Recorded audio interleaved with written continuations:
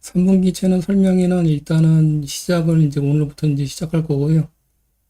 기존에 이제 약속드린 대로 12개 기업들을 할 건데 아마 이전 채널에서 많이들 겪으셨을지만은 12개 기업 이상으로 이제 많이 할 것 같습니다. 특히 이제 8월 중순쯤에는 실적, 3분기 실적, 국내 실적들이 발표되잖아요.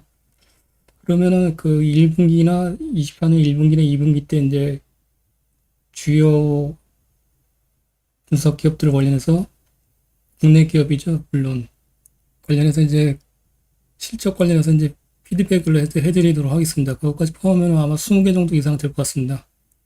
근데 3분기 일단 시작할 때 말씀드렸지만은 원래는 그 미국 주식 비중을 높이려고 상당히 높이려고 했었거든요.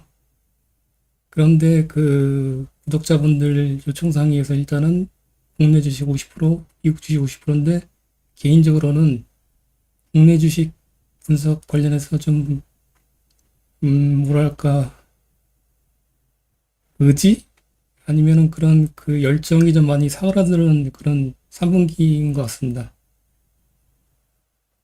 그만큼 좀 저만 그런 건지 모르겠는데 주변의 채널들 보면은 뭐 화장품이나 뭐 변압기 뭐 그런 것들 전선 같은 걸로 이렇게 좀 많이들 좋아하시는 것 같은데 저하고는 좀 최근 장세가 상극인 것 같아요. 저는 이제 턴어라운드형 중소형 소외주 위주의 이제 투자 방식을 선호하거든요. 근데 그거를 급격하게 전환시켜서 이제 가는 주식만 지금 현재 주식, 가는 주식만 상승하고 있잖아요.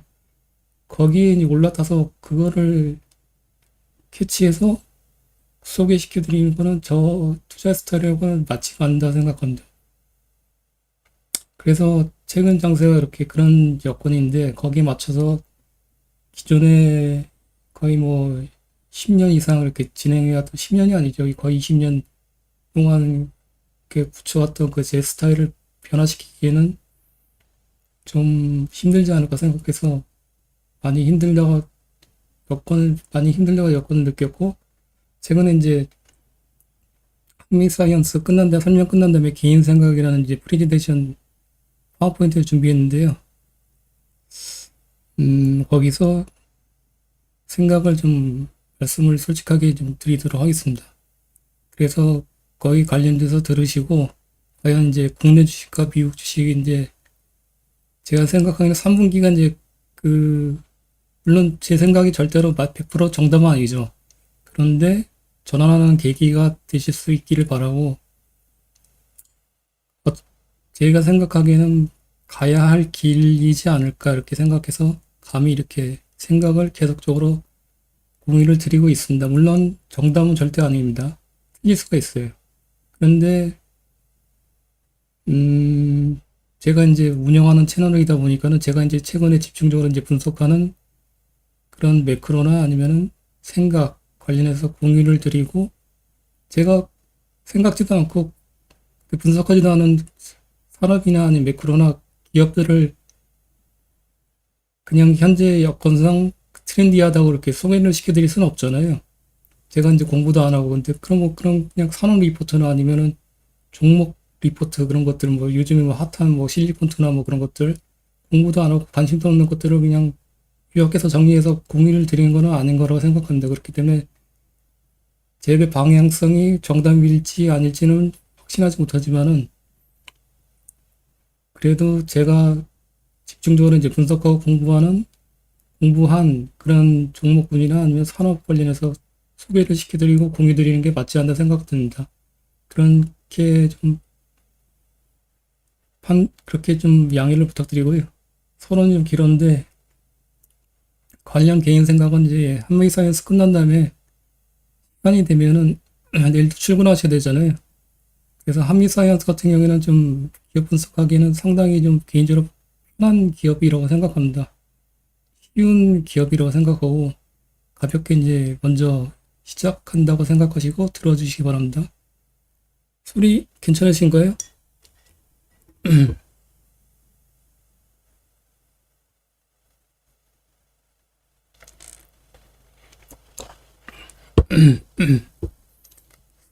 아, 예전에는 목소리가 괜찮았었는데 참 이게 진짜 이게 질문은 마지막에 받도록 하겠습니다. 그리고 8월부터는 질문이나 이제 양방 소통이 절대 불가하니까는 좀 양해 말씀을 미리 드리도록 하겠습니다. 예, 녹화 켰습니다. 일단은 한미 사이언스는 최근에 이제 그 미국 매크로 여건을 좀 보시면은 들여다보시면은 뭐 텔레그램에서 이제 공유를 드렸지만은 6월 CPI가 지난주에 발표됐습니다. 컨센 대비 하회를 해서 3%였죠. CPI가 그 와이어 바이로. 그래서 갑자기 이제 그 발표된 당일날 빅테크들이 급락하면서 나스닥이 거의 1.98% 급락한 하루였습니다. 근데 특징적인 모습은 이제 중소형주들이 러셀 2000 인덱스 지수잖아요. 거기가 이제 중소형주 위주의 지수인데 러셀 2000 지수가 급등하면서 중소형주들이 이제 급등한 하루였습니다. 목요일이었죠. 그러면서 이제 왜 사유는 다들 아시겠지만은 그동안 이제 고금리 피해주가 이제 중소형주잖아요. 보통 이 바이오주들 고금리에 취약하잖아요. 현금성 자산이 별로 없고 팩스는 많이 투입해야 되고 그러니까는 그리고 그 경기 변화에 상당히 민감한 중소형주들 그래서 러셀 중소형주 위주의 이제 러셀 2000 지수의 이제 구성 종목들이 이제 초급등하는 그냥 목요일 상황이었고 그 중심에는 이제 바이오 섹터가 있었다고 판단하고 있습니다. 그 흐름은 이제 금요일 날도 이어졌는데 금요일 날 같은 경우에는 미국 빅테크들도 급등하고 중소형주들도 같이 급등한 전체 섹터 전체 종목들이 대부분 이제 급등한 하루였습니다. 이렇게 증시 지수가 이제 어떤 지수가 이제 건강하게 이제 상승하려고 하면은 이런 모습이 보여줘야 된다. 중소형주들로 순환매가 돌면서 전체적으로 급등하고 대형주들이 또 급등하고 같이 급등하고 그런 식으로 전체적인 이제 골고루 모두 이렇게 같이 상승하는 그런 순환매 장세가 이루어져야지만 진정한 이제 대세 상승장이라고 하겠죠. 근데 국내 증시 같은 경우에는 최근에 보면은 좀 아쉽게도 대형주 위주의 이제 아니면은 좀 코스닥 같은 경우에는 수급이 몰리는 트렌디한 가는 기업들만 종목들로 가는 그런 장세다 보니까는 비록 지수는 이게 신고가 코스피 지수는 신고가 지수를 기록하는 데 비해서 중소형주 위주의 이제 개인 투자자분들은 상당히 이제 소외된 현재 장세라고 생각합니다. 그리고 그 사유는 뭐냐면은 유동성이 부족하기 때문이겠죠. 수급이 이제 부족하니까는 최근에 이제 텔레그램에 올려드렸지만 기관 쪽 특히 이제 뭐 투신이나 아니면은 투신이나 뭐 사모펀드 쪽에서 계속해서 대량 매도를 지속하고 있습니다. 그렇기 때문에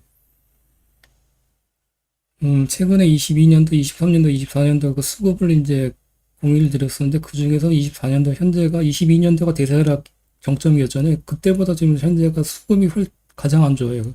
개인들도 그 당시에 비해서 이제 매수세가 덜하고 기관들은 22년보다 오히려 더 매도를 하고 있습니다. 그만큼 24년도 현재 수급 여건이 좋지 않다고 판단하고 있습니다. 그 사유는 뭘까요?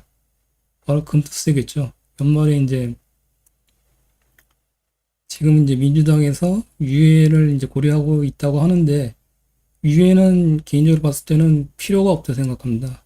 만약 유예를 한다고 하면은 반짝 상승이 날 수 있겠지만은 유예는 뭐 1년 유예 돼봤자 어차피 내년 되면은 또 다시 이제 금투세 이슈가 불거질 거고 1년 내내 또 괴롭힐 것입니다. 그러면은 똑같은 상황이 이제 반복되겠죠. 25년도에도 그렇게 되면 금투세 유예 관련해서 확정된다 하더라도 반짝 상승이 나오면은 거기서 이제 제가 생각하기에는 만약에 물려 있다면은 탈출할 수 있는 기회로 삼는 것이 좋지 않을까 생각하고 폐지 쪽으로 가야지만 그나마 좀 국내 증시가 다시 이제 살아날 수 있는 계기가 될 수 있을 거라고 생각합니다. 그 관련해서는 일단 이따가 다시 말씀드리고 서론이가 너무 길었습니다.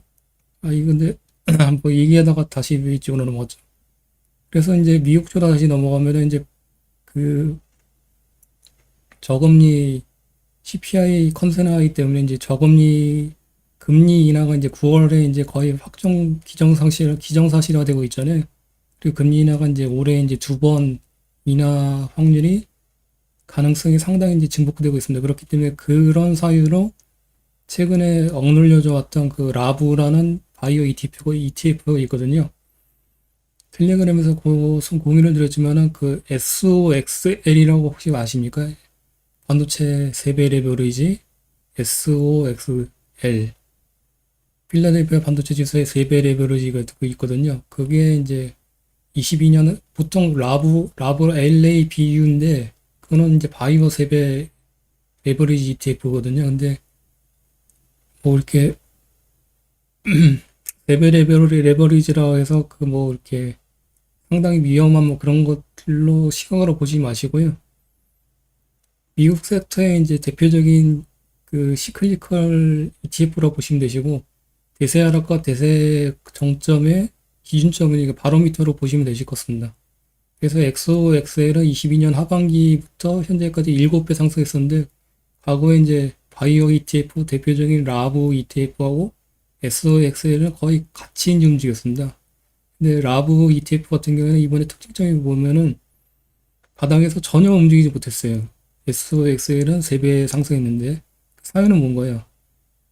이전과는 다른 확연히 다른 유례 없는 고금리 여건하에 놓여 있었기 때문에 그만큼 바이오 섹터가 미국에서 침체를 받아왔기 때문인데 영향을 받아왔기 때문이죠.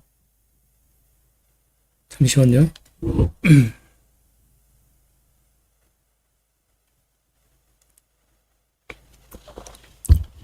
그래서 텔레그램에다가 그 개인 생각을 말씀드렸지만은 미국의 이제 중소형주의 지수인 러셀 2000도 24년도에는 그렇게 상승률이 높지는 않았습니다. 대부분 이제 빅테크나 나스닥 기술주 이제 상승이 대부분 차지했고요. 그래서 미국 쪽에 이제 중소형주 움직임을 추세적으로 이제 체크하려고 하신다면은 라브 ETF를 등록시켜 놓고 그것의 움직임을 보시면 되실 것 같습니다. 근데 현재는 이제 9월 금리나 시기까지는 어쩌면 이제 라브 미국 바이오나 중소형주들이 뭐 이렇게 좀 각광을 받을 수는 있을 것 같은데 좀 더 긴 시각으로 이렇게 생각해 보면은 25년도에는 미국 금리 인하보다는 인상 압력이 좀 높아질 것으로 개인적으로 판단하고 있습니다. 그렇기 때문에 지금 그거는 이제 이따가 개인 생각 그 프레젠테이션 거기서 이제 설명드릴 거고요. 하여튼 현재 여건은 이제 단기적으로 봤을 때는 뭐 미국 여건이나 미국 트렌드는 이제 국내 트렌드잖아요. 그렇기 때문에 금요일날도 라보 ETF는 상승했고 이제 단기간으로는 봤을 때 단기간은 뭐 한 3개월 정도 이렇게 시각으로 보시면 되실 것 같은데 단기간으로는 바이오 제약주들이 괜찮지 않을까 생각합니다. 그래서 한미사이언스를 이제 선정해서 공유를 드리는 거고요. 주가도 제가 선호하는 이제 소외 중소형 거의 52주 신저가 근방이잖아요, 현재. 그래서 한미사이언스를 선정했고 공유를 드리도록 하겠습니다. 사전 안내사항은 처음 가입하신 분들 계실 것 같아서 한번 쭉 다 읽어보겠습니다. 잡설을 하는데 20분 소요인데요. 아이고, 출근을 하셔야 되는데. 사전 안내사항은 설명에 관련 주요 내용은 정량적 분석이며 분석에 대한 과정을 투자자분들께 공유드리면서 기업 정량적 분석에 대한 기본적인 가이던스 제공 및 시작에 대한 계기 제공을 드리기 위한 목적입니다. 해당 기업의 매수 추천은 절대 아님을 알려드립니다. 현재 또한 제가 개인적으로 보유 중인 경우 언제라도 즉시 전량을 매도할 수 있음을 유의하시기 바랍니다. 설명의 내용 중에 일부 오류가 있을 수 있으며 해당 내용에 대한 모든 판단 및 투자 결정에 대한 책임은 해당 설명이 및 분석 내용을 듣고 읽으신 투자자에게 있음을 사전에 알려드린 바입니다. 8월부터는 일방향 소통만 가능하며 채팅 질문 등은 불가능한 점 양해 사전에 부탁드립니다. 그러면 한미사이언스 관련해서 이제 간단하게 설명드리면은 뭐 텔레그램에서 이제 많이 소개를 시켜드렸잖아요. 그렇기 때문에 개략적인 내용은 아실 거라고 생각하고 이렇게 기업 내용이나 그런 것들은 간략하게 소개를 시켜드리도록 하겠습니다. 한미사이언스는 보시면은 이제 관계사로 한미약품과 JVM 아시죠? 이게 조제약 자동 포장기계 꽤나 괜찮은 기업이고 한미약품은 잘 아실 테고 그렇게 보시면 지분이 41.4%, 39.2%에서 종속 연결 자회사가 아니라 관계회사로 이제 편입을 하고 있습니다. 여기서 이제 처음 가입하신 분들은 종속 연결 기업 자회사하고 관계 기업하고 차이점을 아시나요? 보통 일반적으로 이제 그 어떤 모기업이 어떤 기업이 지분을 보유하고 있어요. 근데 그러면은 지분율에 따라서 세 가지로 이제 구분할 수 있습니다. 계략적으로. 첫 번째로는 자회사. 자회사 같은 경우는 연결 종속 기업이라고 하죠. 두 번째로는 관계기업. 세 번째로는 공정가치 금융자산. 이렇게 세 가지로 분류할 수 있습니다. 차이점은 뭐냐면 물론 지분율이고 그다음에 지배력이겠죠. 그래서 보통 일반적으로 종속 연결기업 자회사 같은 경우에는 지분율이 50% 이상일 때 종속 연결기업 자회사라고 편입한다고 할 수 있는데 특수한 경우가 있습니다. 이렇게 지분율이 41.4%나 39.2%나 20%대라도 해당 모기업이 유의미한 지배력을 발휘할 수 있는 해당 기업일 경우에는 지분율이 50% 미만이라도 종속 자회사로 편입을 할 수 있습니다. 기업의 의지에 따라서. 그런데 현재 보시면은 한미약품과 JBM은 확실하게 개인적으로 봤을 때는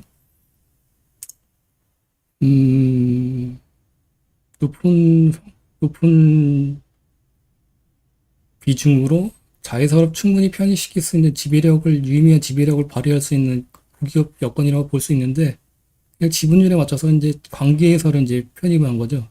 관계회사 같은 경우에는 연결회사 자회사 같은 경우에는 연결자회사 지분율에 상관없이 매출액과 영업이익은 100% 모회사로 반영이 됩니다. 이렇게 만약에 39.2%인데 매출액이 39.2%만 반영이 되는 게 아니라 매출액 및 영업이익은 지분율에 상관없이 100%로 반영되고 다만 지분율에 따라서 이제 결정되는 거는 순이익이겠죠. 순이익.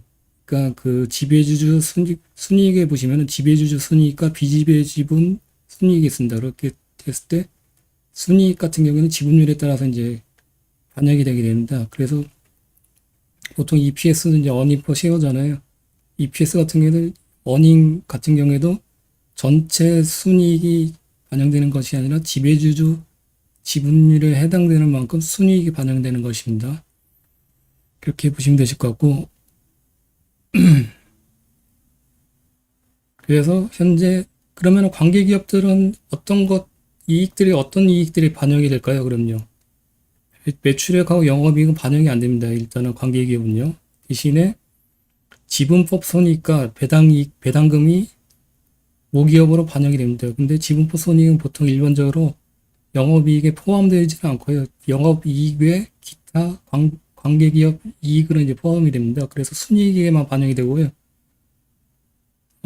그런 특이사항이 있는데, 참미사이언스는 그것을 이제 벗어나서 좀 더 특이한 상황이 이제 반영되고 있습니다. 그렇게 아시면 되실 것 같고. 그 다음에, 종속 자회사로는 온라인 팜이랑 100% 지분율을 갖고 있고, 한미재팬, 한미유럽이 반영되고 있습니다. 온라인 팜, 한미재팬, 한미유럽. 여기서 이제 핵심은 온라인 팜입니다. 온라인 팜. 여기서 여기가 100% 매출과 영업이익이 반영되는 구조로 보시면 되시고 한미사이언스 이제 약품 주주 구성을 보시면은 한미사이언스가 최대 주주죠. 이제 지배기업이죠. 이제 여기 보시면요. 그리고 신동국 씨가 있습니다. 이 신동국 회장 지금 현재 한양정밀이라고 이제 알짜 기업이 있는데 신동국 회장이 지분율이 7.72% 갖고 있고 국민연금 11.34% 갖고 있습니다. 한미사이언스 주주 구성을 보시면은 최근에 이제 지분 경쟁이 일어났잖아요.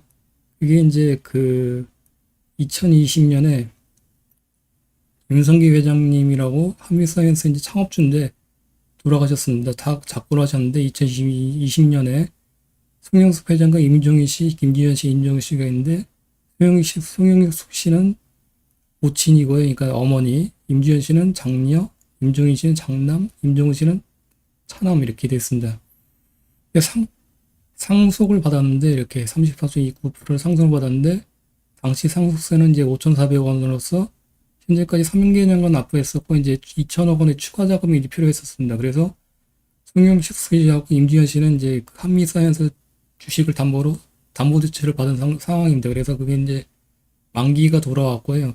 이제 목에 차겠죠. 이제 그래서 이제 반대 매매 이제 리스크에 이제 직면하게 됩니다. 그래서 기존에 이제 OCI하고 이제 계약을 통해서 이제 그 지분을 넘기고 그다음에 그 지분 넘긴 대가로 받은 금액으로 상속세를 이제 납부하려고 했었습니다. 그게 이제 경영권 분석의 시발점이죠. 근데 이 이제 파란색으로 이제 칠해놓은 임종인 장남하고 임종은 씨 차남하고는 그거는 이제 반대한 거지. 지분 넘기를 반대하고 이제 오너가 일가가 어떻게든 꾸려나가게 해야 된다. 그래서 이제 이렇게 이제 이쪽 그룹하고 이쪽 그룹하고 싸움이 된 거고 여기서는 방관자 역할을 하고 그래서 여태껏 이제 경영권 문제가 일어났을 거예요. 문제는 뭐냐면은 이 두 분께서 상속세 납부를 위해서 이제 그 주식담보대출을 받았잖아요. 근데 그게 임기점이 다다랐기 때문에 반대 매매가 나오면은 시장에서 이제 한미 사이언스의 오버행 이슈가 상당히 이제 불거지고 있었습니다. 그래서 최근까지 이제 신적과 기록한 사연은 이 오버행, 잠재적인 오버행 이슈 때문에 그런 거죠. 이 물량들이 반대 매매 나오면 엄청나게 이제 파급 효과가 크잖아요. 그런데 이번에 최근에 이제 그 신동국 회장, 한양정밀 회장이 이제 한양정밀 회장인데 신문기사를 보면 한 5천억 정도의 자산가라고 알고 있습니다. 개인적으로 봤을 때. 그래서 여기다 이제 지분을 넘기고 이 두 분께서 그래서 자금을 1,200억인가 받아서 이제 상속세 납부가 가능하게 되고 오버행 이슈가 일단락이 된 것입니다. 그래서 이제 주가를 억눌러던 그런 잠재적인 가장 악재인 오버행 이슈가 이제 일단락이 됐다고 보시면 되시고 현재 주가 위치에서 이제 그 잠재 리스크가 해결됐다고 보시면 되실 것 같습니다. 스토리는 이렇고요. 그 다음에 정량적으로 봤을 때는 한미사이언스를 이렇게 보시면 이제 지주사죠. 지주사 이제 FNF 홀딩스나 아니면 휠러 홀딩스보다 OCI 홀딩스 아시잖아요. 홀딩스 같은 지주회사고 2011년도에 이제 금융감독원에 인가를 받아서 지주회사에 올랐고요. 근데 특징적인 모습이 있습니다. 보통 아까 지분법 이익은 관계기업의 지분법 이익은 어디에 포함된다고 말씀드렸죠? 영업이익의 이익으로 잡히나 한미사이언스는 영업이익에 포함되게 되어 있습니다. 특이사항이잖아요. 영업이익의 이익 외에 관계기업 이익으로 이제 포함이 되는 거거든요. 원래는요. 그래서 영업이익에는 지분법 이익이 포함됐고 다만 다른 지주사 같은 경우에는 이제 FNF 홀딩스 같은 경우에는 FNF를 자회사로 편입해서 매출액이 이제 홀딩스에도 매출액이 FNF 매출액이 다 포함이 됩니다. 영업이익까지. 그런데 한미사이언스는 매출액은 한미약품 관계사의 한미약품과 JV의 매출액이 포함이 안 돼 있습니다. 그렇기 때문에 이거는 자체 사업으로만 이루어진 이제 매출액이라고 보시면 되시고요.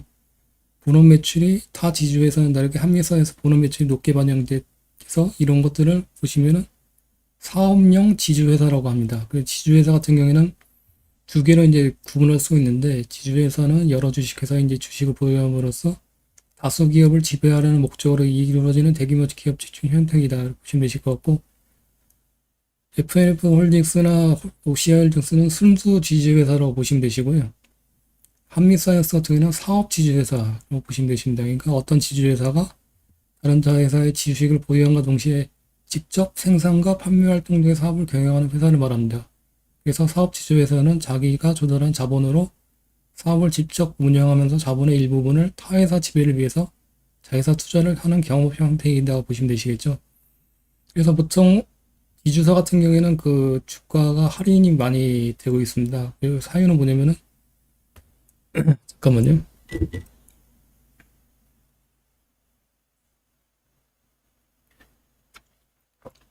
지주회사, 일본 지주회사 같은 경우는 할인이 많이 되고 있고, 투자를 이렇게 하는데 이렇게 선호도가 높지 않습니다. 사유는 뭐냐면 순수 지주회사 같은 경우에는 매출액이나 이익이 보통 그 종속 자회사를 통해서 발생되는 것밖에 없겠죠. 그 다음에 로열티나 아니면 그런 것들, 광고비가 본업 매출이기 때문에 본업 매출은 상당히 낮습니다. 그렇기 때문에 투자 가치 별로 없고요. 그 대신에 사업용 지주회사 같은 경우에는 본업이 있기 때문에 이런 순수 지주회사와는 좀 결이 틀리다고 보시면 되실 것 같습니다. 그래서 지분법 이익이 영업이익에 반영되고 사업용 지주회사라고 하고, 그리고 관계기업 투자 주식에는 한미약품 제2부인 두 개가 있습니다. 이렇게 보시면요.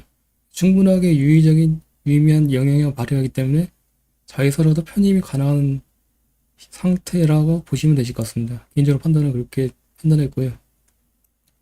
그렇다면은 지분법 이익에 이제 영업이익이 포함되는데, 그러면은 지분법 이익을 제외한 영업이익은 어떨까 보시면은 뒤에서 이제 후속으로 설명을 드리도록 하겠습니다. 잠깐만요. 혹시 소리가 끊기거나 잘 안 보이시면은 중간중간 말씀해 주세요. 여기까지는 뭐 되시죠? 뭐 쉽게 뭐 어려운 거 하나도 없으시죠?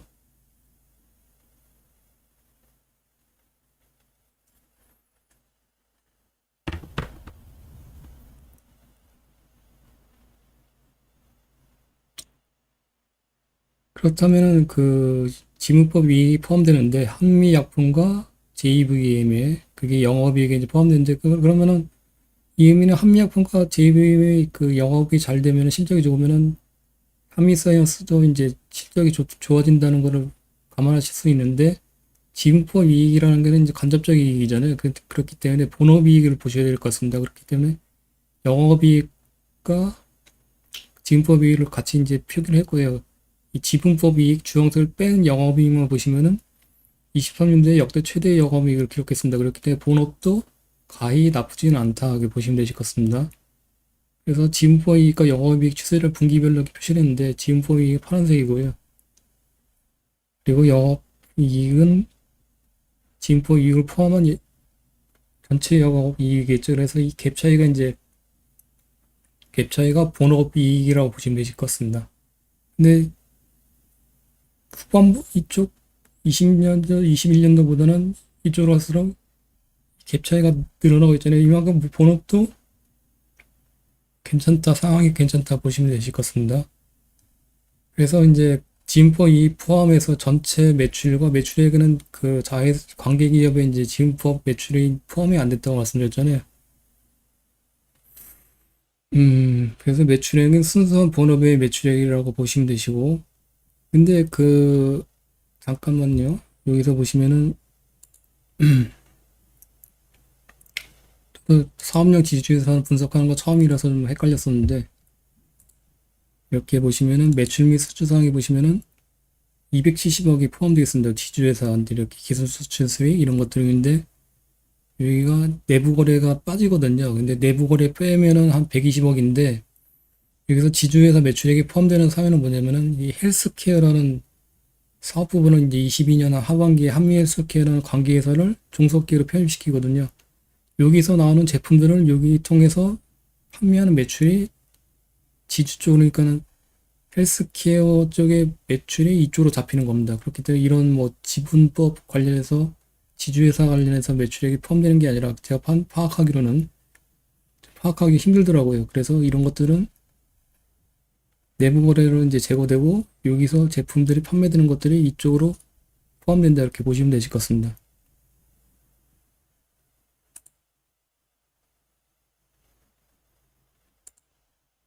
그래서 보시면은 매해 제약주 같은 경우에는 보통 뭐 사마제약이나 유나이티드 제약 같은 경우 많이 소개를 시켜드렸었는데 2분기나 1분기 때 보통 제약주 같은 경우 4분기가 성수기입니다. 4분기가. 그래서 여기도 이제 제약주의 특성을 감안해서 보시면은 외에 4분기 하늘색으로 칠했잖아요. 4분기가 최대 성수기고 계절적인 시즈널리티가 있습니다. 계절성이 있습니다. 그렇기 때문에 이거는 이제 분기별로 체크해 보시는 게 연도별로 각 분기별로 체크해 보시는 게 이제 필요하고요. 일단은 보시면 23년 4분기 역대 최대 매출액 기록했는데 각 분기별로 이렇게 이거는 이제 지분법 이익제 이제 매출액이죠. 마찬가지로 지분법 이익제도 매출액에서도 매출액은 같으니까는 23년 4분기 역대 최대 매출액을 기록한 모습이고, 연도별로 보시면은 2023년에 역대 최대 매출액, 역대 최대 영업이익, 역대 최대 영업이익률을 기록한 괜찮은 모습을 보이고 있습니다. 실적에 비해서 현재 주가는 최저점이잖아요.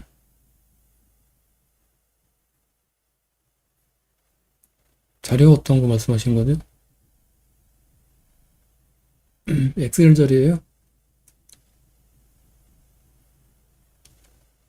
엑셀 자료는 이게 공유를 드렸었잖아요. 끝난 다음에 말씀 부탁드리겠습니다. 지금 중간에 하면은 좀 끊기니까요. 죄송한데.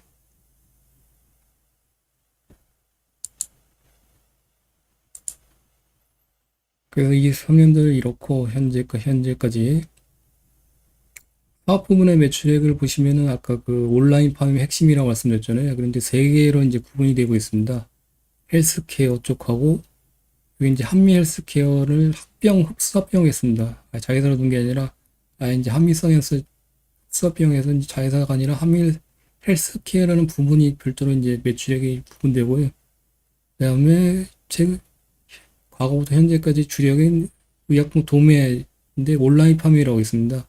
온라인 판매 노란색이고 그다음에 에비드넷이라고 이제 그 23년 4분기 이제 편입한 또 자회사가 있습니다. 그래서 자회사는 현재 이 두 개라고 보시면 핵심 자회사는 두 개라고 보시면 되시고 온라인판과 에비드넷. 온라인 헬스케어 매출액이 이제 22년 하반기에 이때 편입을 시켰는데 실질적 매출액은 거의 발생되지 않다가 23년 4분기 때 발생이 시작됐습니다. 그래서 매출 비중은 8.9%에서 지금 현재 24년 1분기 10%까지 이제 높아지는 추세입니다. 매출 비중은 낮은 데 비해서 이익 기여도는 상당히 높습니다. 한미 헬스케어가. 그거는 이제 뒤에서 설명드릴 거고 온라인 팜은 실적은 연도별로 보시면 이렇게 좀 평이하다가 23년도에 역대 최대 매출액을 기록한 해로 보이시면 되실 것 같습니다. 온라인 팜을 간단하게 소개시켜드리면은 그 22,500개의 약국과의 네트워크를 보유한 온라인 팜은 의약품과 물론 식품과 건강기능식품 등 헬스케어 제품 전반을 아우를 수 있는 온라인 플랫폼이 HMP몰을 기반으로 사모델을 이어가고 있고 온라인 팜은 온오프라인 의약품 거래 플랫폼 1위 자리를 수년간 지켜오고 있습니다. 그래서 HMP몰이라고 보시면 되시고 여기 한미약품이 생산한 제품 외에도 도미업체 171곳이 입점해서 17만 개의 다양한 제품을 판매하고 있습니다. 그러니까 온라인 약품, 의약품 쿠팡이라고 보시면 되실 것 같습니다. 보시면은 왜냐면은 온라인 팜은 약국 내 의약품 재고 파악과 뭐 이런 것들 RFID 시스템을 업그레이드 최초로 했고 주문의 이일 배송이라는 그런 혁신적 시스템을 구현했습니다. 이렇게 해서 쿠팡하고 비슷하잖아요. 그러니까 온라인 팜은 제약 온라인몰 쿠팡이라고 계략적으로 생각하시면 되실 것 같습니다. 제가 개인적으로 그렇게 판단했고요. 그러니까 JVM이 이제 조직 시스템 자회사 관계회사 있잖아요. 같이 연계돼서 이렇게 뭐 키오스크도 하고 있고 자동 조직에도 호환이 가능한 그런 시스템을 갖추고 있다고 합니다. 내용 한번 읽어보시고요. 그래서 국내 1위 의약품 거래 플랫폼 1위 의약품 거래 플랫폼 1위 올이라고 보시면 되실 것 같습니다. 그 다음에 이제 두 번째는 이제 중요한 이제 헬스케어, 한미 헬스케어 흡수합병 있다고 말씀드렸잖아요. 이것들은 이제 흡수합병 하기 전에 관계회사로 있었거든요. 그래서 연차 사업보고서는 발행을 했습니다. 21년까지. 그래서 비상장 기업이라도 이게 전자공시에서 검색하면은 1년에 한 번씩 연결 재무제표나 재무제표를 발행을 하기 때문에 거기서 이제 주워서 이렇게 한 거고요. 보시면 매출액은 꾸준히 늘었는데 이익률은 많이 빠지고 있었습니다. 근데 22년도는 자료는 아무 데도 없더라고요. 보니까요. 23년도를 보시면은 이제 한미사이언스의 이제 그 영업 부분 관련해서 이제 손익이 이제 연기가 되거든요. 잠깐 보시면은 관계사 같은 경우에는 재무제표 즉석에 관계 기업으로 해서 연기가 표기되어 있습니다. 그래서 거기서 실적을 발췌를 할 수 있거든요.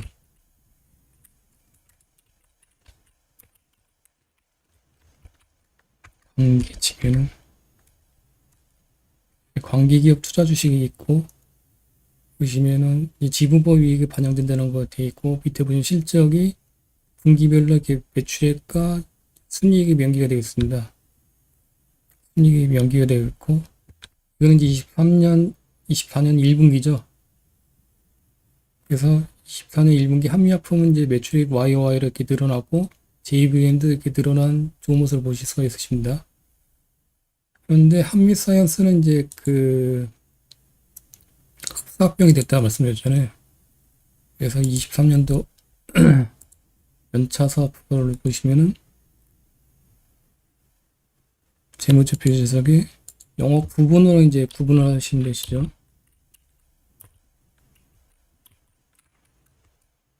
영업 부분에서 헬스케어 사업 부분이 이제 지주 부분과 헬스케어 사업 부분, 의약 부분, 동료 부분, 기타 부분 이렇게 구분이 되고 있습니다.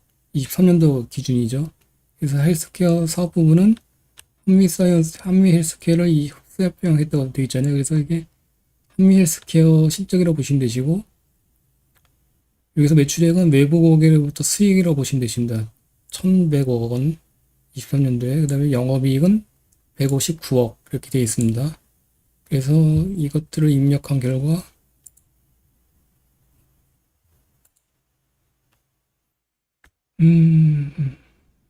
엑셀로 공유를 드렸는데 이렇게 보시면은 여기가 이제 실적을 찾을 수 없고 1,100억 원, 159억에서 OPM이 14.4%로 급등을 하게 됩니다. 근데 이게 명기가 잘못된 건가 좀 헷갈려갖고 이제 체크를 해봤더니 아까 분기 매출에서도 이제 명기가 되잖아요. 근데 보시면은 한미헬스케어가 23년 4분기에 12.6%, OPM이 그다음에 24년 1분기에는 17.5%가 더 높아지게 됩니다.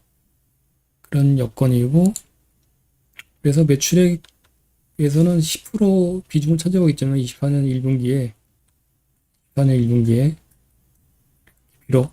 근데 영업이익 같은 경우에는 상당히 높은 기여도를 기여하고 있다 보시면 되실 것 같습니다. 그 뒤에 가서 이제 자세하게 다시 설명드릴 거고요. 그래서 한미헬스케어는 뭐 하는 회사냐 보시면은 기사하는 내용입니다. 24년 1분기 실적 나왔을 때고요. 한미사에서 10% 가까운 매출 성장을 이루면서 역대 최대 매출을 기록했는데 배경으로 헬스케어 사업 부분의 성과가 지목되고 있습니다. 그래서 한미 헬스케어 사업 부분에서는 전년 동기 대비 10.1% 증가한 매출 306억 원. 그래서 매출 306억 원 맞는지 체크해 봤습니다.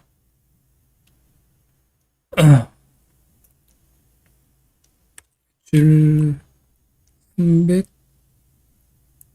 어디 갔냐?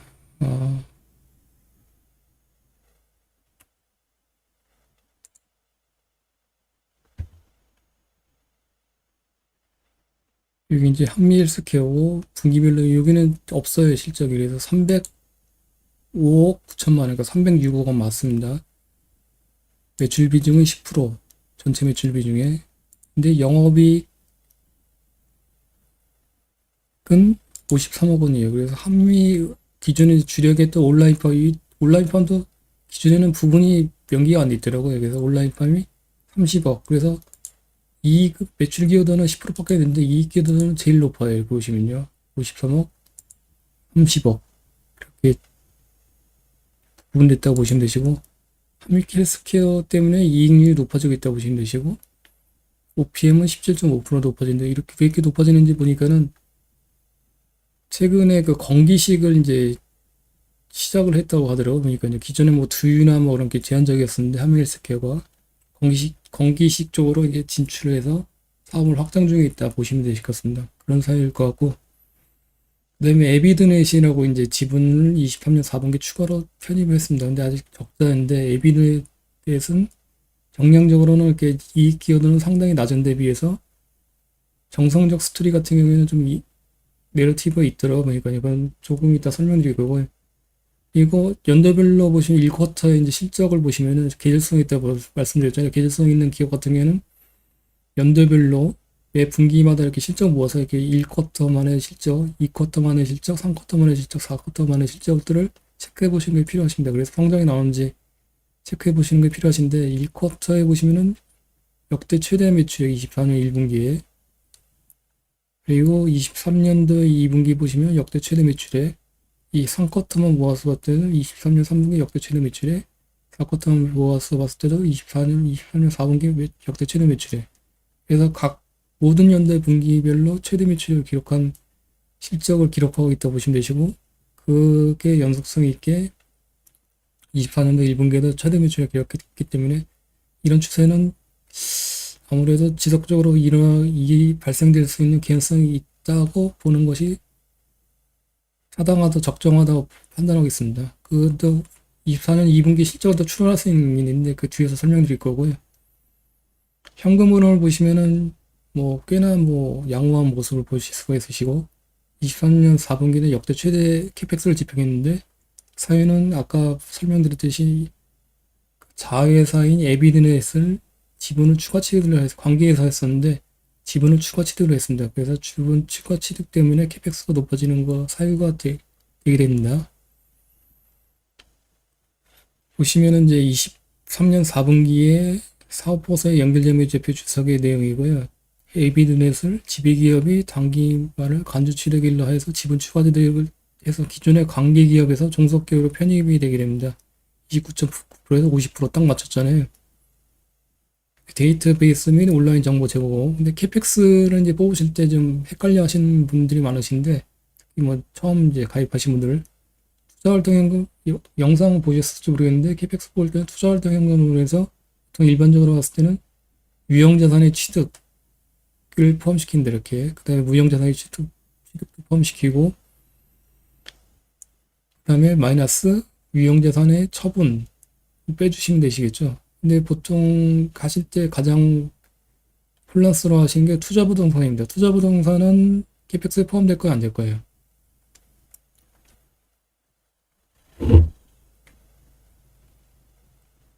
졸, 졸려오시죠?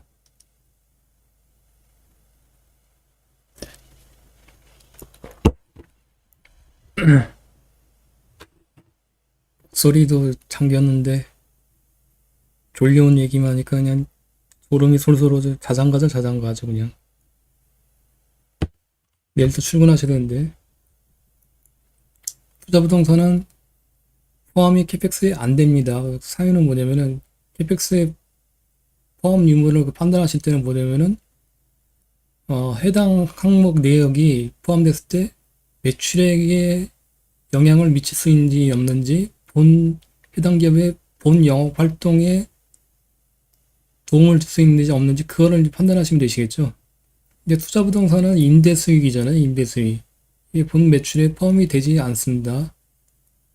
임대 수익. 임대 수익 같은 경우는 이익에는 포함되는데 매출액의 본 영업 활동에 통해서 매출을 발생시키는 그런 자본 취득은 아니잖아요. 그렇게 돼 투자부동산은 빼는 거죠. 이제 여기는 감안 안 하시면 되시고 그러면은 종속기업 투자자산의 취득은 매출액에 포함이 될 거야 안 될 거야? 캐펙스에 포함이 될 거야 안 될 거예요?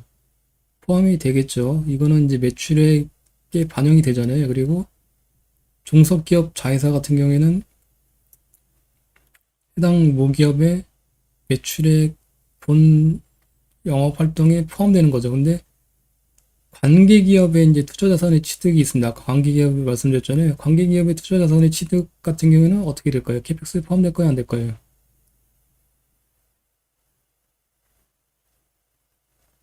다들 조시는군요.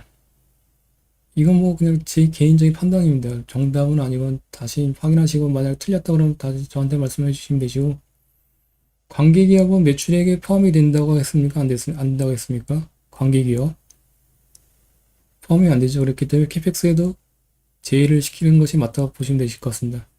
그리고 계열사 같은 경우에 이제 세 개로 이제 구분된다고 말씀드렸잖아요. 종속기업, 자회사, 관계기업, 그 다음에 공정가치 금융자산이라고 말씀드렸잖아요.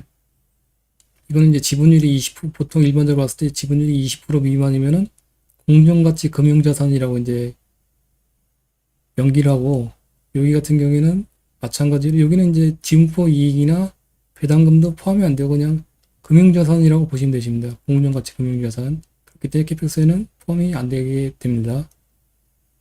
이렇게 보시면 되실 것 같고, 캐펙스 이제 산정하실 때 이렇게 참조하시면 되실 것 같고, 그래서 캐펙스 같은 경우에는 한미사이언스는 캐펙스가 보통 유형자산의 취득 그렇게 한 개로 일반적으로 봤을 때는 일반 기업 같은 경우에는 그렇게 되는데 너무 세분화되어 있어요. 그래서 캐펙스를 현금으로 좀 나중에 이제 다시 공유 드렸잖아요. 이것들 다 일일이 때려 넣어서 계산을 시켜야 돼요.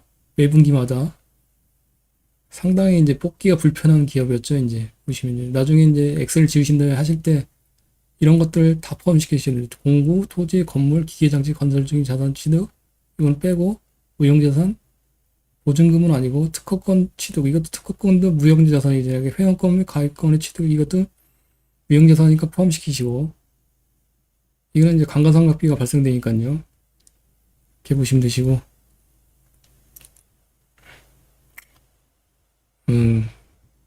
다른 걸로 얘기하다도 새끼로 샜는데 에비드넷이라고 이제 23년 4분기에 이게 이제 105억 원을 투입했잖아요. 그래서 100억 원이 캐펙스가 높게 발생됐는데 105억 원이 이 에비드넷이거든요. 편입이 됐는데 내용을 보시면 여기도 보시면 에비드넷은 국내 유일의 의료 데이터 플랫폼 사업자이자 아시아 최대 규모의 의료 데이터 중개 기업이라고 보시면 되시고 환자 6천만 명과 기록 300억 원의 플랫폼화를 했고 국내 52곳의 제휴병원이 있습니다.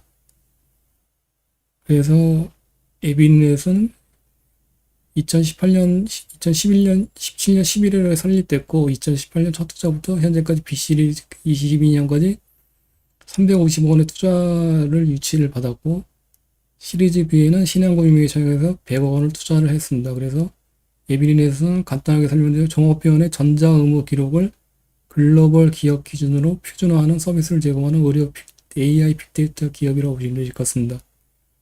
이거는 어떻게 보면 또 내러티브가 있잖아요. 자세하게 살펴보면은. 근데 실적은 기여도가 없고 이익은 적자인 기업이라고 보시면 될 것 같습니다. 근데 현재는 내러티브를 신경을 덜 쓰시는 것이 좋으시겠죠. 그래서 에비드넷은 뭐 있다, 뭐 이런 정도의 기업이 자회사가 있다 보시면 되실 것 같고, 내러티브는 그렇게 크게 감안하지 마시는 것이 좋지 않을까, 좋으시지 않을까 생각하고 있습니다. 그래서 캐펙스나 현금 흐름을 보시면 23년도 역대 최대 OCF, 영업할 때 현금 흐름, 현금 유입됐고, FCF도 역대 최대로 현금 유입된 우수한 모습을 보실 수 있으시고, 최대 캐펙스를 집행했음에도 불구하고, 영업이익과 FCF는 모든 연도 다 플러스를 기록한, 뭐, 어떻게 보면 우수한 모습이죠. 그것을 보이는 현금 흐름을 보실 수가 있으십니다. 네, 매출채권 회전율 같은 경우에는 장기 추세가 지속 상승하고 있습니다. 그래서 우수한 모습을 보실 수가 있으시고, 개선 충당호 설정률은 낮게 유지되는, 그래서 현금 흐름이나 매출채권 관련해서는 꽤나 우수한 모습을 보이고는 우수한 정량적 지표를 보이고 있는 기업이라고 보시면 되실 것 같고, 매출채권에서 가장 중요한 거는 세 가지를 말씀드렸는데 회전율하고 대선 충당호 설정률하고 더욱 중요한 매출채권 잔액 연령 현황 6개월 미만 비중이 보시면은 90%대를 계속 유지하고 있어요. 98%대를. 이게 중요한 사유는 뭐냐면 만약에 부실채권이 증가되면은 그만큼 현금으로 회수가 불가능한 채권들이 늘어난다는 의미잖아요. 그렇기 때문에 그 투자 관점에서 턴어라운드 기업 같은 경우를 찾으려고 하면은 이게 이제 상당히 중요한 역할을 한다 보시면 되실 것 같습니다. 이렇게 이제 우수한 지표들을 보유하고 있는 기업들은 뭐 우수한 여건을 유지하고 있다 보시면 되시는데 이것을 이용해서 과거에는 이제 그 6개월 미만 이제 우량 채권이라고 보시면 현금 회수가 이제 가능한 이제 정상적인 채권이라고 보시면 되시잖아요.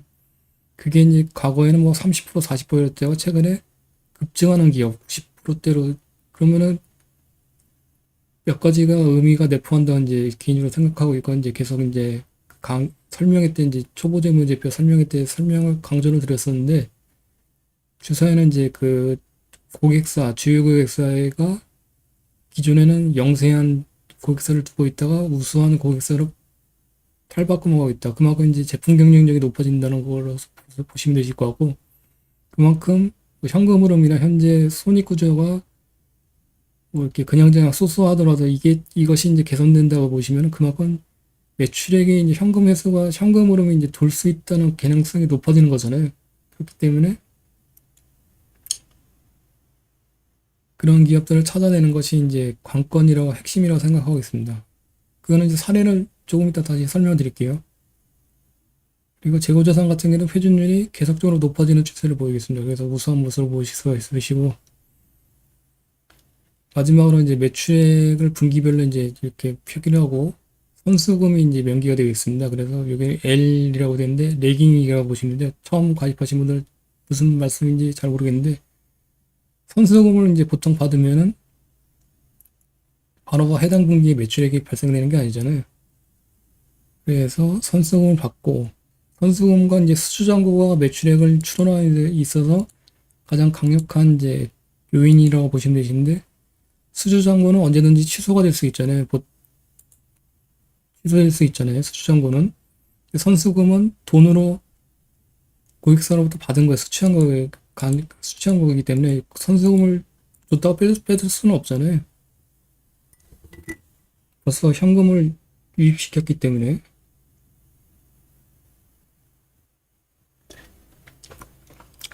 그래서 선수금하고 수주잔고가 있으면 두 개 중에 선수금이 매출액 추론을 위해서는 더욱더 강력한 어, 여기다 근거 자료로다 보시면 되실 거고, 선수금을 이제 분기별로 이렇게 다 뽑습니다. 이렇게 보시면요. 매출액 상관관계라는 게 있는데, 이게 함수에 이제 코리레이션이 있어요. 코리레이션. 그 CORR를 걸어놨고, 그리고 아까 설명드렸듯이 L이라는 건 레깅이라고 합니다. 레깅. LA, 그러니까 지연이죠, 지연. 영어가 안 되네. 레깅, 지연이라고 해서 보시면, 그러면 가령 18년 1분기에 35억 원을 받았어요. 그러면은 해당 분기에 선승을 받으면 바로 이제 매출액으로 연결될 수 있을까요? 힘들겠죠. 왜냐면은 뭐 원재료도 구입해야 되고 제품 제조도 해야 되고 그런 기간이 있습니다. 그렇기 때문에 최소한 1개 분기 3개월 정도는 이게 왜 안 되고 마우스가 움직이지 않지? 그래서 해당 분기 28년 1분기에 선승을 수취했으면은 매출액이 발생되려면 1개 분기 예깅을 시키고 아니면 길게는 2개 분기 레깅 더 길게 3개 분기 레깅 뭐 2차전지 장비주 같은 경우에는 중국 쪽으로부터 수주가 많잖아요. 그럴 경우에는 그 레깅이 뭐 길게는 7개 분기 레깅, 8개 분기 레깅에서 매출로 이제 연계되는 그런 상관관계가 나오는 기업들도 상당히 많습니다. 근데 이렇게 1개 분기 레깅 했을 때 매출액으로 발생될 수 있다는 거는 그만큼 이제 현금 회수가 이제 빨라진다는 의미죠. 그만큼 유리한 거라고 보시면 되시고 하여튼 레깅을 이제 시킨 다음에 이렇게 수식어로 하고 매출액과 해당 분기 매출액과 코리레이션을 거는 겁니다. 이렇게 매출액과 여기 보시면 이제 매출액이잖아요. 그래서 상관관계가 보통 70% 이상이면은 높은 매출액 연동 상관관계가 보인다고 보시면 되겠습니다. 추론이 있어서 70% 미만이면은 그렇게 유의미한 상관관계는 아니라고 보시면 되실 거고 98% 상관관계면은 거의 선수금 1분기 레깅 시켰을 때 매출액하고 같다고 보시면 되십니다. 거의 같다고 보시면 되시고 봤을 때 24년 1분기에 이제 선수금이 역대 최대 선수금을 기록했습니다. 연도별로 18년 1분기부터 그러면은 이거를 선수금 추이하고 레깅 시켰을 때 98% 전에 매출액이 추론이 가능한 거죠. 이제 1분기 레깅 뒤로 밀었으니까는 그러면은 역대 최 24년 2분기에도 역대 최대 매출액을 경신할 수 있는 기한성이 있다고 보시면 되실 것 같습니다. 그래서 한미사이언스 설명을 이상으로 마치도록 하고요. 아까 뭐 질문 주신 분 계신가요? 어떤 거, 자료 어떤 거 말씀하시는 거죠?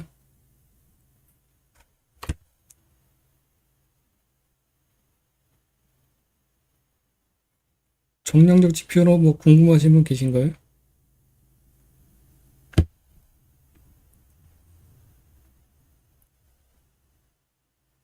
아까 질문하셨는데 질문하시면 자리 비우셨나 보네요.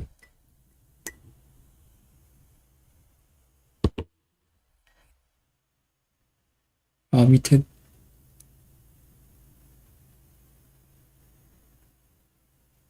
이거 벌써 11시네.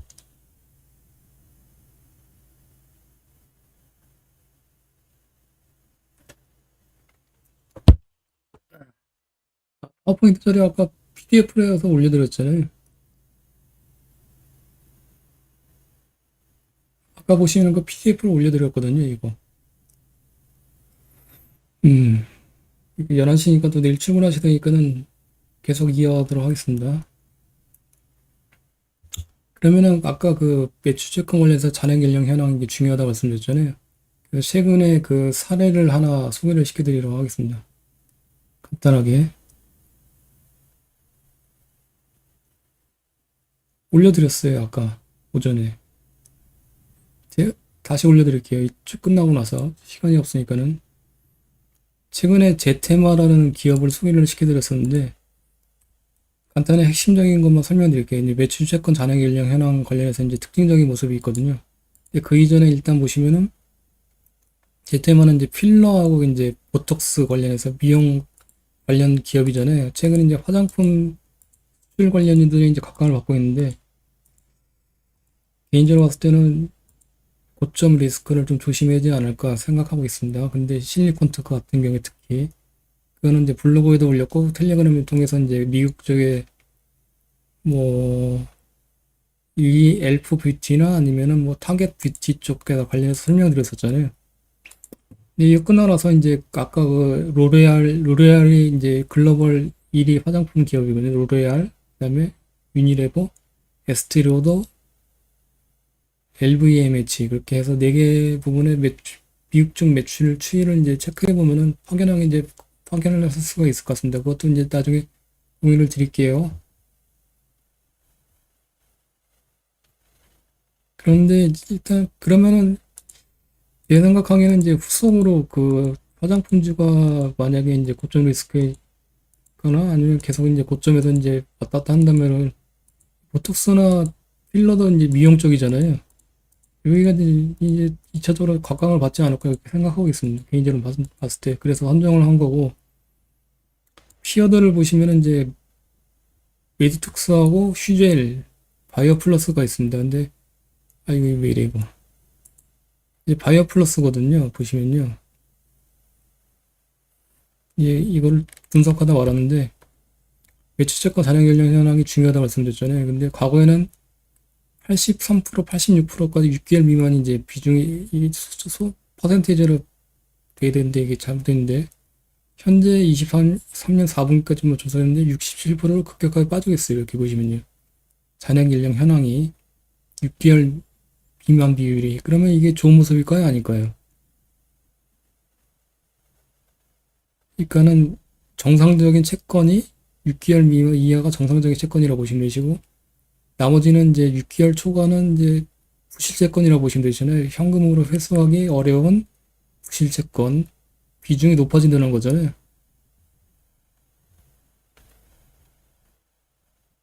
안 좋은 모습이겠죠. 그러면은 메디톡스하고 휴젤 대표적인 이제 보톡스 기업인데 조사한 내용들을 보시면은 22년도까지 해놨습니다. 최근에는 잘 모르겠어요. 근데 보시면은 메디톡스 같은 경우에는 기간별 잔액 연령이 기존에는 87%, 90%인데 22년도에는 20년 4월에 30%까지 뚝 떨어졌다가 22년도에는 50%대예요. 최근에는 몇 프로인지 모르겠어요. 이게 좋은 모습일까 안 좋은 모습일까 추세적으로 빠지는 게 안 좋은 모습이겠죠. 대선 충당금 설정률도 보면은 메디톡스가 22년도까지만 조사를 해놨습니다. 22년 4분기까지. 추세적으로 높아지고 있었습니다. 이렇게 보시죠. 대선 충당금 설정률은 거의 채권쟁의 매출 채권 중에 대선 충당금 설정률이 높다는 건 그만큼 부실 채권이 높다는 거잖아요. 절반 이상이 이렇게 대선 충당금 설정돼 있었고, 휴젤도 보시면은 6개월 이하 비중이 기존에 90%대인데 20년도에 39%, 40%, 60%. 사유가 뭘까요? 사유가. 보통 수출 관련주잖아요. 메디톡스하고 휴젤하고. 근데 수출 국가들이 보면은 뭐 이렇게 중남미나 뭐 아니면 동남아시아, 중국 이런 뭐 개발도상 국가로 많이 몰려 있는 경우가 많습니다. 그렇기 때문에 매출이 발생됐더라도 현금으로 회수하기가 그만큼 어려웠던 거겠죠. 그래서 조금 그레이드가 낮은 국가의 부실 기업들로 매출 비중이 높았을 수 있다. 그렇게 보시면 되실 것 같습니다. 그렇기 때문에 이런 것들은 반대로 이렇게 상승이 아니라 하락 추세를 보이면은 그만큼 현금 흐름이나 매출액이 현재는 높더라도 리스크가 높아진다고 보시면 되시겠죠. 그래서 투자를 고려하실 때 리스크가 높다 보시면 되실 것 같고, 제 테마를 보시면은 반대로 여기도 수출 비중이 높잖아요. 여기도 이제 필러하고 이제 보톡스 비중이 높은데,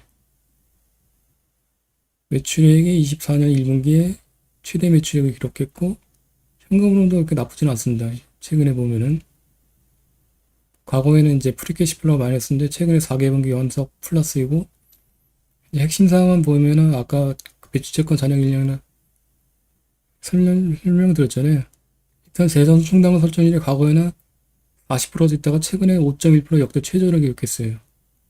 일단은 우수한 모습 보실 수가 있으시고, 대선 충당 설정률이 수출 비중은 거의 뭐 80%대라고 보시면 되시는데,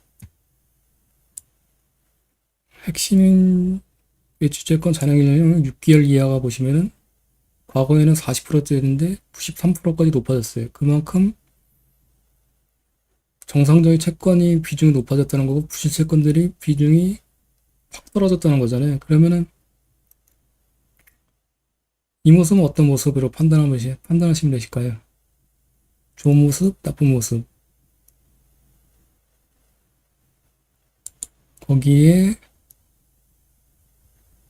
역대 최대 매출액, 역대 최대 영업이익. 근데 주가는 신저가 부분이잖아요. 현재 사유는 이제 오버행위 이슈 때문인 거죠. 전환사채에 약 590억 원 정도의 잠재 물량이 이제 풀렸잖아요. 이제 언제든지 매도 물량을 나올 수 있잖아요. 그것 때문에 이제 신저가 기록하고 있는 모습입니다. 근데 그거를 제외하면은 현재 손익이나 아니면은 내면의 모습에서는 꽤나 괜찮은 모습으로 보이고 있다 보시면 되실 것 같습니다. 최근에 이제 주가를 보시면은 필러 보톡스 같은 경우에는 꿈틀꿈틀대고 있죠. 보시면 메디톡스가 이제 많이 빠졌잖아요. 고점 대비 뭐 반의 반 토막 나요. 3분의 1 토막 나는데 최근에 보면은 조금 오르는 추세예요. 보시면요. 일봉이거든요. 이렇게 보시면은 바닥에서 25% 올랐고, 바이오 플러스도 이렇게 별로 안 좋다고 말씀드렸잖아요. 여기도 이제 많이 빠졌다가 최근에 좀 오르고 있어. 40%. 휴젤 쓰잖아요. 여기는 뭐 신고가 기록하고 있죠. 현재 제테마 현재 주가가 이렇습니다. 그래서 뭐 주가 레벨이나 아니면 저런 것들 여러 가지 정량적 지표 참고해서 이렇게 투자 판단을 하시면 되실 것 같습니다. 이렇게 이제 매출채권 잔액일량이나 판단하실 때 이제 같은 피어 그룹 간의 비교를 통해서 판단하시면 되시고, 이제 주가 흐름도 같이 이제 피어 그룹 간에 이제 그룹화 시켜서 이제 판단하시면 되시겠죠. 물론 제테마는 뭐 매수매도 추천을 하는 건 절대 아니고요. 참고하시라고 이제 설명드린 거고, 이제 개인 생각 관련해서 이제 간단하게 이제 말씀을 드리도록 하겠습니다. 여기는 이 내용들은 원래는 매크로라고 이제 적으려고 했었는데, 그렇게 되면은 너무 좀 거창한 것 같고, 그래서 개인 생각이랑 이제 의견을 말씀드리도록 할게요. 개인 생각이기 때문에 물론 정답은 절대 아니고요. 참조하시기 바랍니다. 어떻게 생각하고 어떤 식으로 3분기 채널을 좀 이끌고 싶다 그렇게 생각하시면 되실 것 같고요. 텔레그램에 다 올려드렸던 글들인데 이제 요약해서 이제 그것들을 모아서 이제 설명드리는 겁니다. 3분기에는 이제 수익률을 올릴 고민을 하기보다는 초반에 설명드렸잖아요. 손실을 최소화할 방법은 보색 및 언젠가 발생할 수 있는 대세 하락을 대비해서 선제적으로 다음 반도체 사이클의 저점을 가늠할 수 있는 방안을 스터디하는 것이 좋을 듯합니다.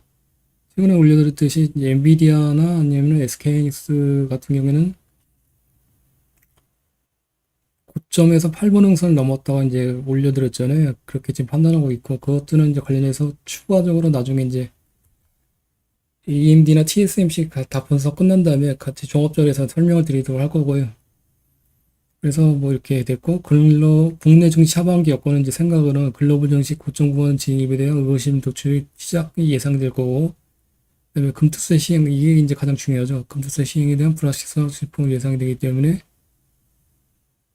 좀 조심하자, 이렇게 그런 개념이고, 거기다 플러스 트럼프 대선 후보의 재선 가능성 증폭, 세 번째로 이렇게 보시면 되실 것 같습니다. 그래서 트럼프 관련해서 이제 최근에 그 대선 토론회 때 이제 바이든 대통령의 지지율이 급락했었고, 당선 확률이 오늘 또 총기 사건까지 발생됐잖아요. 이전에 그 박근혜 전 대통령도 이렇게 피격을 받았었잖아요. 그 목 경동맥 컬러 이게 베였는데, 그 다음부터 지지율이 급등해서 결국에는 대권을 차지했었잖아요. 똑같은 현상이 발생되고 있는 것 같습니다. 트럼프도. 물론 그전에는 TV 토론회, 대선 토론회 이후에도 이제 당선 확률이 급등하게 됐는데, 더 이제 급등하게 됐죠. 그래서 개인적으로 봤을 때는 거의 확실시 된다고 보시면 되실 것 같고, 트럼프의 이제 주요 공약들을 반드시 체크해야 될 필요성이 있다고 판단하고 있습니다. 트럼프의 주요 공약 중에 핵심은 뭐냐면 수익 감세를 높게 부과하는 것입니다. 수익 감세를 부과하게 되면, 높게 부과하면은 보통 물가 상승은, 수입 물가가 상승하게 되면은 물가가 상승하게 되는, 계속 이렇게 굴레가 쳇바퀴가 도는 모습이거든요. 그래서 수입 품목의 가격이 상승하게 되면은 현재 이제 인플레이션이 잡히고 있는데, 인플레이션이 재확대될 수 있는 개연성이 있다고 보시면 되실 것 같습니다. 그래서 인플레이션이 확대되면은 미국 장기물 국제금리 수익률이 급등할 수 있는 개연성이 있고요. 그렇게 되면은 지금 현재 이제 금리 인하 얘기가 많이 나오고 이제 시장의 긍정적인 분위기가 퍼지고 있는데, 단기적으로 보셔야 될 것 같고, 24년도 하반기나 대선이 이제 11월 5일이거든요. 11월 5일 날. 시작되자마자 이제 아마 이런 것들을 공약이니까는 반드시 시행시키려고 할 것입니다. 그러면은 이런 이제 현재는 금리 인하의 기대감이 불리어지고 있는데, 그래서 바이오주나 뭐 중소형주들이 상승하고 있는데, 이것들이 다시 재차 부각될 수 있는 개연성이 있다고 보시면 되실 것 같습니다. 물론 뭐 100% 정답은 아니고요. 그래서 고금리가 피해주가 이제 바이오를 위시한 중소형주잖아요. 다시 이제 중소형주들은 급락할 수 있는 개연성이 있고, 고금리 빅테크는 이제 고금리 수혜주라고 합니다. 현금성 자산이 글로벌리 가장 많은 기업들이잖아요. 그렇기 때문에 고금리 수혜주라고 볼 수 있고, 특히 이제 트럼프 대통령이 과거에 이제 2017년부터 21년까지 이제 재임을 했었는데, 그때 당시 법인세 감면 등 각종 수혜 혜택을 미국 기업들한테 부과를 했어요. 근데 거기서 가장 높은 상승률을 보였던 거는 빅테크였습니다. 그렇기 때문에 여기는, 근데 엔비디아는 좀 별도로 고민을 해야 될 것 같아요. 그래서 빅테크, 엔비디아 제외한 빅테크가 수혜가 될 수 있을 것 같다고 생각하고, 트램프 수혜주를 이제 국내 주식에 찾는 거는 개인적으로 부적절하다고 생각합니다. 기술을 이기는 종목이 거의 없잖아요. 그렇기 때문에 트럼프 대통령이 되고 만약에 금투세가 시행되면은 국내 주식은 개인적으로 봤을 때는 좀 꽤나 안 좋아질 거라 생각하고, 수혜주를 국내 주식에 찾기보다는 트럼프 수혜주는 미국 주식이라고 보시면 되실 것 같습니다. 물론 이견이 많으실 수 있으실 거고, 거부감이 많이 드실 수도 있어요. 미국 주식에 대해서. 근데 설명을 그냥 드릴 거예요. 2017년 1월부터 21년 1월까지 후보 재임 기간이었었고요. 과거에 재임 기간의 계략적인 이제 국내 증시 기억을 떠올리면은 18년, 19년도에 특히 미중무역 분쟁 격화됐었고, 대중 수출 비중이 높은 국내 증시 타격이 상당히 높았었는데, 물론 일각에서는 현재 이제 중국 수출 비중이 그 당시에는 미국 수출 비중보다 높았었거든요. 근데 현재는 이제 미국 수출 비중이 중국 수출 비중보다 높잖아요. 잠깐만요.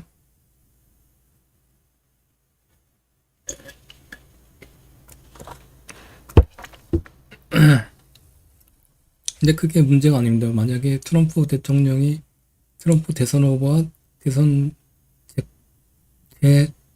대권을 다시 차지하게 되면은 중국 수출 비중이, 한국은 이제 수출 국가잖아요. 그렇기 때문에 미국 비중이 높든 중국 비중이 높든 타격은 꽤나 받을 것이라 판단하는 것이 적정하다 판단하겠습니다. 그 뒤에서 설명드릴 거고 2018년도 최근에 아까 설문조사를 아까 해봤는데 몇 년도에 입문을 하셨는지 대부분이 보니까는 60% 이상이 2020년도에 입문을 하셨네요. 보니까요. 그래서 2010년도 이런 경험을 못 하셨을 거로 생각하는데 관련 내용들을 아마 많이들 공유를 해드리도록 하겠습니다. 네, 2018년, 19년도에는 개인적으로 상당히 힘들었었습니다. 그때 당시 설명을 드릴 거고요. 미국 대선 일전에 이 시즌이 24년 11월 5일이고 이건 트럼프 때문에 그렇습니다. 트럼프 당선 시에는 이제 강달러와 추세가 심화가 예상되고 있습니다. 그래서 달러와 원 환율이 현재 높잖아요. 그렇기 때문에 만약에 미국 주식을 이제 현재 이제 전환시키려고 하시는 의지가 있으시더라도 환율 때문에 높은 지점에 있기 때문에 그것이 주저하실 수 있으실 것 같은데 현재 개인적 판단에서는 현재 달러 환전은 최대한 빨리 하는 것이 유리하다고 판단하고 있습니다. 그 뒤에서 이제 설명드릴 거고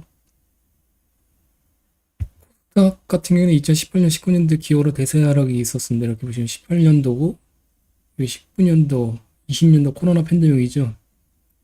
18년도, 19년도 대세 하락이 계속 이어졌어요. 여기 중간중간에 반등이 있었지만은 그래서 상당히 좀 힘든 시기였었습니다. 그래서 그 당시에 이제 주변 이익분들 아웃 되신 분들 상당히 나왔었고요. 근데 반면에 2018년 트럼프 대선 시기에는 물론 중간에 좀 빠진 사례가 있지만 결론적으로는 이렇게 주가가 대세 상승을 이어갔습니다. 대세 하락 트럼프 때문에 대세 상승 트럼프 때문에 근데 여기 플러스 금투세까지 첨부된다고 생각하시면 되실 것 같습니다. 이제 25년도부터는 유예도 마찬가지예요. 유예란 건 26년도에 이제 다시 이제 시행된다는 거잖아요. 그래서 트럼프 플러스 금투세를 감안하시면 되실 것 같고 2020년에 코로나 팬데믹 겪으셨을지 모르겠지만 이때는 단기로 빠졌잖아요. 근데 장기로 2년 동안 흘러내린다 생각하시면 이게 훨씬 어렵습니다. 그리고 이제 18년 10월하고 19년 8월에 이제 코스닥 급락 시기에 이제 보시면 지수율 뭐 공포감을 느끼시라고 이게 하는 게 아니라 극대화시키려고 하는 게 아니라 그냥 객관적으로 설명드리는 겁니다. 지수가 거의 2주 내내 한 달 내내 5% 마이너스 2% 급락을 하게 된다. 그래서 반대 매매가 몇백 개 기업들이 하한가를 막 계속 쳤고요. 여기서 그 신용하고 미술 치신 분들은 전부 다 아웃되셨죠. 이제 19년 8월에도 마찬가지입니다. 이렇게 보시면 7.8, 7.46이 코스닥 하루 1일 하락폭이에요. 이런 것들이 계속 이어졌어요. 얼마나 힘든지 아시겠죠? 그런 여건이었고 그게 주요 사유가 트럼프 때문에 했다 보시면 되실 것 같고요. 그래서 트럼프 재임식의 섹터별 수익률 현황 미국 쪽이죠. 이제 조사를 해봤는데 구글 스프레드시트를 이용해서 이제 했는데 나스닥이 60% 올랐어요. 17년부터 19년까지. 국내는 개혁성이 났었는데 근데 나스닥 지수 대비 아웃퍼포한 섹터들을 정리하면은 반도체, 기술주, 우주항공, 방산 이렇게 보시면 되시고 언더퍼폼은 이미소비재, 금융, 산업재, 에너지, 오일가스, EMP. 의외로 이제 에너지하고 오일가스도 많이 빠졌어요. 여기는 이제 트럼프 대통령이 선호하는 업종이잖아요. 그래서 강조하는 업종이고 이거는 그때 당시에는 기억이 안 나는데 다시 한번 분석해서 왜 빠졌었는지 한번 공유를 드리도록 하겠습니다. 근데 일단 아웃퍼폼한 것이 반도체하고 기술적 빅테크 쪽이겠죠. 그 다음에 방산 쪽에 이렇게 보시면 되실 것 같고 반도체 같은 경우에는 그때 대세 상승 사이클까지 겸해서 같이 이건 추가적으로 반도체 관련해서는 추가적으로 추후에 이제 자세하게 설명드리도록 하겠습니다. 근데 지금 제가 개인적으로 이제 주목하고 있는 거는 방산 쪽입니다. 방산 쪽하고 에너지 쪽, 오일가스 쪽. 여기서 설명드릴 거고 공약 같은 경우에는 많이 보셨을 테니까는 특히 이제 강조하는 게 국방 안보하고 그 다음에 인프라, 뭐 전력이나 그런 것들인데 수혜 쪽에 보시면은 에너지, 산업, 금융, 중국경제 뭐 그런 것들, 화석연료, 요거 뒤에서 설명을 드리도록 하겠습니다. 트럼프 공약이 이제 아젠다 47이라고 있는데 거기에 보시면은 주요 공약들이 있는데 보편 관세를 10% 추가로 부과하고 관세, 수입 관세를요. 그다음에 중국에서는 일걸로 60% 적용한다. 돼 있고요. 중국은 이제 박살이 나겠죠. 이제 현재 중국 경기도 좋지가 않은데 관세까지 이렇게 적용되면은 꽤나 어려운 여건을 맞이할 것으로 보입니다.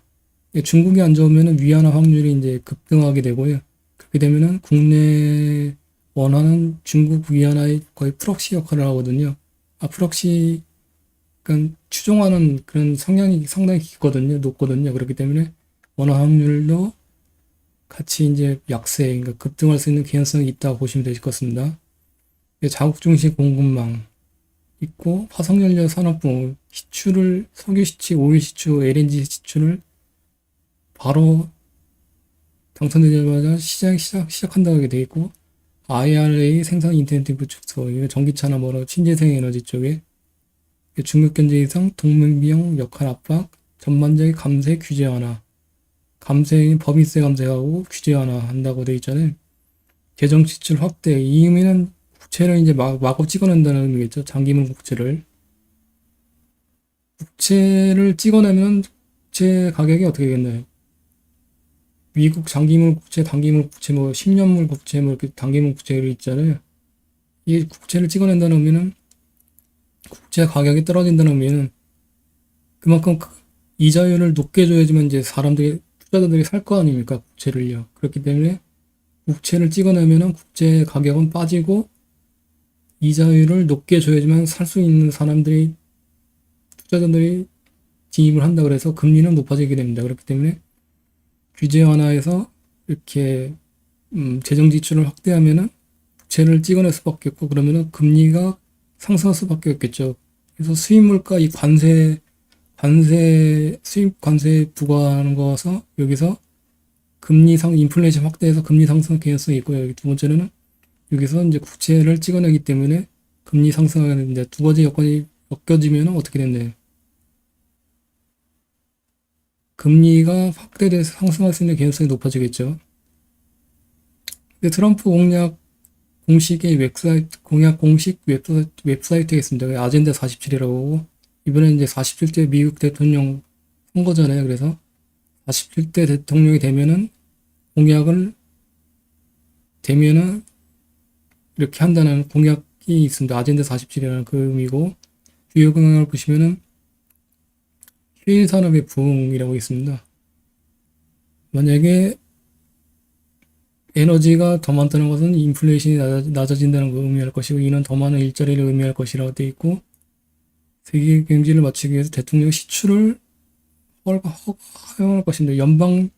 현재 이제 미국 연방 정부에 이제 공유 부지가 있거든요. 근데 거기에 환경단체 반대 부닥쳐서 이제 기후협약 같은 거 있잖아요. 그래서 바이든 대통령 그거를 시추를 금지를 시키고 있습니다. 근데 그것들을 다 풀어버린다는 거예요, 현재. 그래서 대통령이 필요한 연방 시추와 임대를 연기하는 것을 끝낼 것이라고 되어 있습니다. 그래서 최근에 OI와 오션이어링 인터내셔널 관련해서 이제 간단하게 분석 내용들을 공유드렸었고 시추 탐사 같은 경우에 이제 내용을 설명드렸었잖아요. 이제 관련 기업들도 이제 공유를 드릴 거고요. 그래서 보시면은 셰일 오일, 셰일 가스, 그래서 천연가스 좀 파이프라인이나 아니면 시추 쪽에 최근 이제 주가가 많이 주춤하고 있잖아요. 다른 거에 비해서. 그래서 기회가 있지 않을까 여기 판단하고 있습니다. 그래서 기사 내용에 보시면은 이제 천연가스주의 부활, 여기서 시니어 에너지에 관련해서 분석 내용도 공유드렸었잖아요. 이 내용들 한번 읽어보시면 되시고 트럼프 공약 플러스 트럼플레이션이 있는데 트럼플레이션은 트럼프 플러스 트럼프 인플레이션이라고 보시면 되실 것 같습니다. 미국 경기를 되살리겠다고 공언했는데 재정 확대, 지출 확대를 통한 경기 부양이 현실화될 경우 물가 상승이 불가피하다는 전망이 나왔습니다. 그래서 인플레이션 플러스 그래서 트럼플레이션이라고 되어 있고요. 이거는 채권금리, 그러니까 장기물 국채금리가 상승으로 이어지기도 했습니다. 과거에 보시면은 잠깐만요.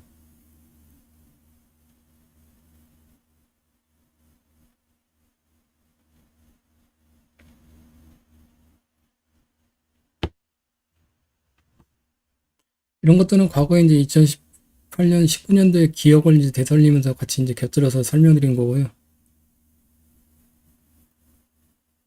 현 시점에 트럼프 대선 후보 닉스와 공약을 이제 반드시 집중 분석해야만 되는 사유가 있습니다. 트럼프 재선 가능성이 이제 급증하고 있잖아요, 현재. 거의 이제 개인적으로 봤을 때 확실시되고 있다고 판단하고 있는데, 트럼프의 공약은 미국 증시의 메인 트렌드가 될 것이라고 판단하고 있습니다. 18년도, 19년도에 그랬었거든요.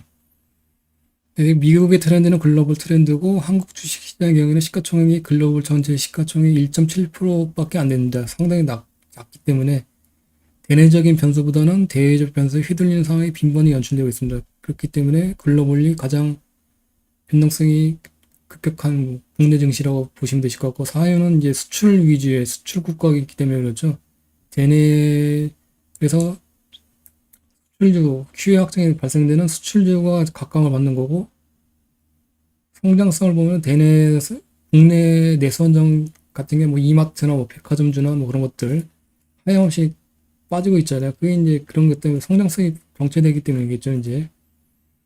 그래서 화장품주나 변압기주 같은 경우에는 미국 쪽에 이제 수출이 계속 확대되고 있잖아요. 그렇기 때문에 주가가 이제 계속 상승을 하는 거고, 성장주의 이제 이 관점에서, 그렇기 때문에 그런 관점으로 보시면 되실 것 같고, 그래서 한국 정부의 수혜 업종이라도 글로벌 트렌드는 미국에서 이제 주도하잖아요.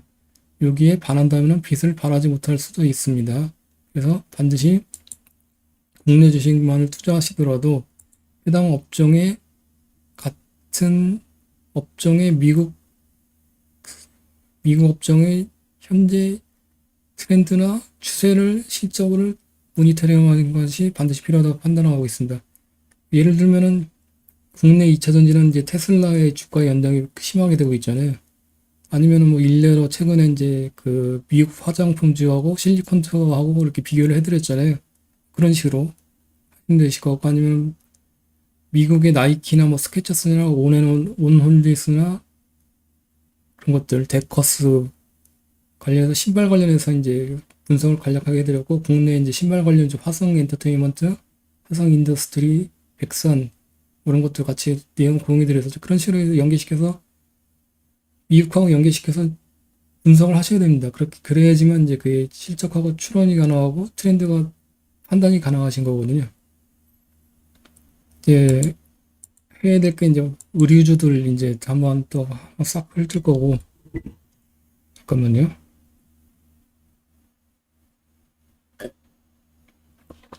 이거 목소리가 한 시간 지나니까 감기하고 잘 들리시나요?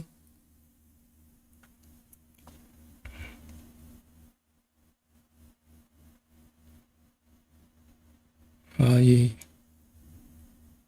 그래서 미국 트렌드는 이제 글로벌 트렌드로 직결되는 가능성이 매우 높기 때문에 항상 그래왔습니다. 그렇기 때문에 트럼프와 바이든의 스탠스는 완전히 다르게 누가 당선되느냐에 따라서 방향성이 갈릴 수가 있습니다. 근데 이제 이분은 이제 고려를 안 하시는 게 좋고, 트럼프 쪽으로 이분을 고려하는 것이 좋겠죠. 그래서 현재 미국 주식 방향성을 잡고 있는데 에너지 섹터하고 오일하고 천연가스 아까 설명드렸죠. 방산 섹터하고 플러스 원전 SMR 쪽으로 가닥이 잡히는 것 같습니다. 개인적으로 봤을 때. 미국 방산 섹터는 아까 어젠다 47에서 이렇게 설명드렸었고, 그 다음에 공약에 보시면 자국 우선주의라고 돼 있고 자국 중심 공급망이라고 돼 있잖아요. 근데 최근에 보면은 국내 방산주도 트럼프 수혜주라고 거론이 되고 있는데 개인적으로는 아닐 것 같다고 생각이 드는데, 사연은 올려드렸어. 그거 참조하시면 되시고. 그럼 과연 이제 미국 방산세터의 대표 기업들의 매출액 추이는 과거 트럼프 대통령 재임 시절에 어땠을까 조사를 했고, 어저께 아마 공유를 드렸었잖아요. 그것들을 조금 이따 설명드릴 거고, 동맹 비용은 역할 압박을 한다 이렇게 보시면 되시고, 주한미군 철수 때 18년 집권 때 트럼프 대통령이 압박 넣었던 게 주한미군 철수였습니다. 근데 이번에 되면은 또 그럴 가능성이 높아질 것 같아요. 그래서 상당히 정치적, 군사적으로 국내는 좀 시달릴 것으로 생각하고 있습니다. 그리고 국내에도 이제 관세를 높게 부과한다고 했었고요. 그리고 이번에 그 아젠다 47에 포함이 되어 있습니다. 국민도 관세를 수차적으로 부과한다. 그리고 미국 에너지 섹터 관련해서는 돼 있고 화석연료 산업 부흥 이것도 핵심으로 보시면 되시고 반대로 전기차 신재생은 배제해야 될 것으로 판단하고 있습니다. 근데 전기차 관련해서 테슬라 있잖아요. 테슬라. 거기 이제 약간 특이사항이 있습니다. 뒤에서 설명드릴 거고. 방산 섹터 보시면은 이것도 아젠다 47에 이제 공약에 이제 포함되는 거고요. 보시면은 여기서 핵심 문구는 우리 군을 위해서 기록적인 자금을 지원하겠다 되겠습니다. 방산 쪽으로. 이게 이제 이 한 줄에 이제 다 하는 거겠죠. 그래서 방산 섹터는 이제 봤을 때 핵심 트렌드 섹터가 될 수 있는 개연성이 있다고 판단하고 있고요. 관련돼서 이제 많이 계략적으로 이제 공유 드렸었잖아요. 이제 하나하나씩 분석 설명회를 시작하도록 하겠습니다. 이제 방산 섹터 관련해서도. 그래서 47 공약 주요 공약을 보시면 모든 수입 상품의 약 10%의 관세 부과. 이거는 수입 관세 부과하면 뭐가 있나요? 물가 상승이겠죠. 그러면은 인플레이션 확대, 금리 상승이 발생되게 됩니다.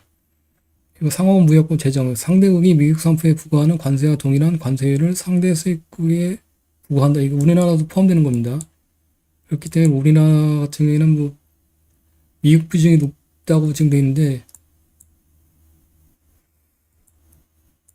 꽤나 영향을 많이 받을 것 같아요. 그다음에 바이든 정책 폐지 화나 그린 뉴딜 정책 폐기 신재생 관련해서 안 좋을 것 같고 대중국 견제 강화 이게 뭐 자동차 규제 파악 철폐했는데 자국 쪽이죠. 자국 중심.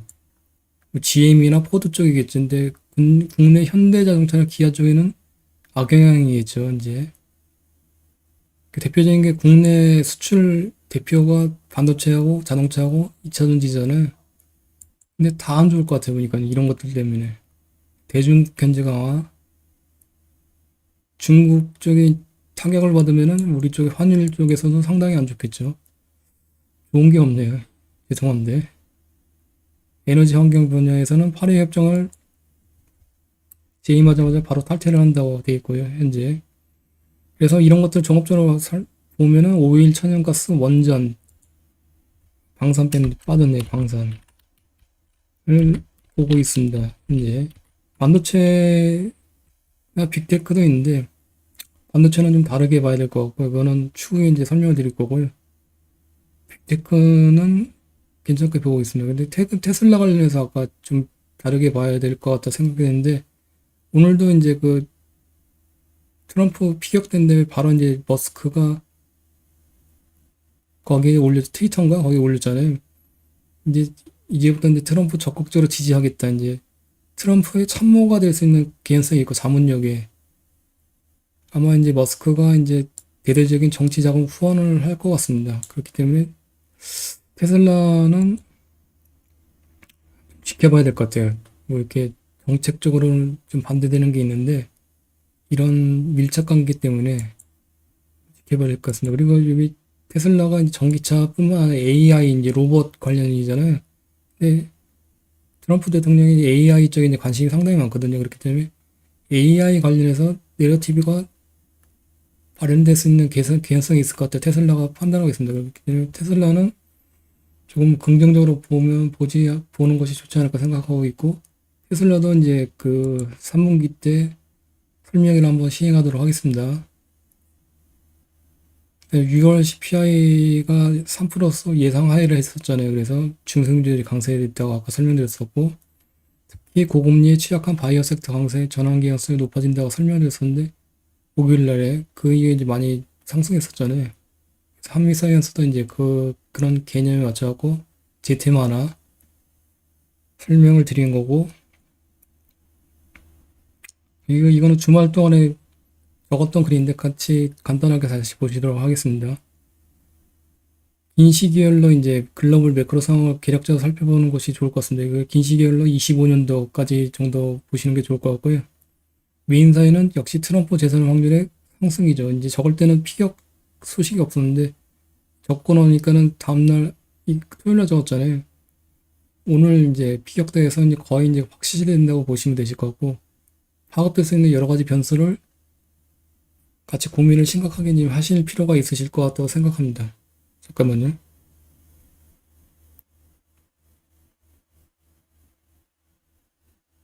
아이고, 내일 출근을 하시는데 11시 반이라 갖고 1시간 내로 끝난 줄 알겠었는데 죄송합니다. 너무 늦게 끌어갖고. 처음이니까는 이제 그렇습니다. 다음번에는 이제 1시간 내로 다 끝낼게요. 그래서 발생 가능 병수를 적어봤습니다. 18년, 19년도 이제 경험, 기억을 떠올리면서. 근데 트럼프 공약이니까는 아마 거의 이제 이렇게 진행될 수 있는 개연성이 있다고 보시면 되실 것 같고요.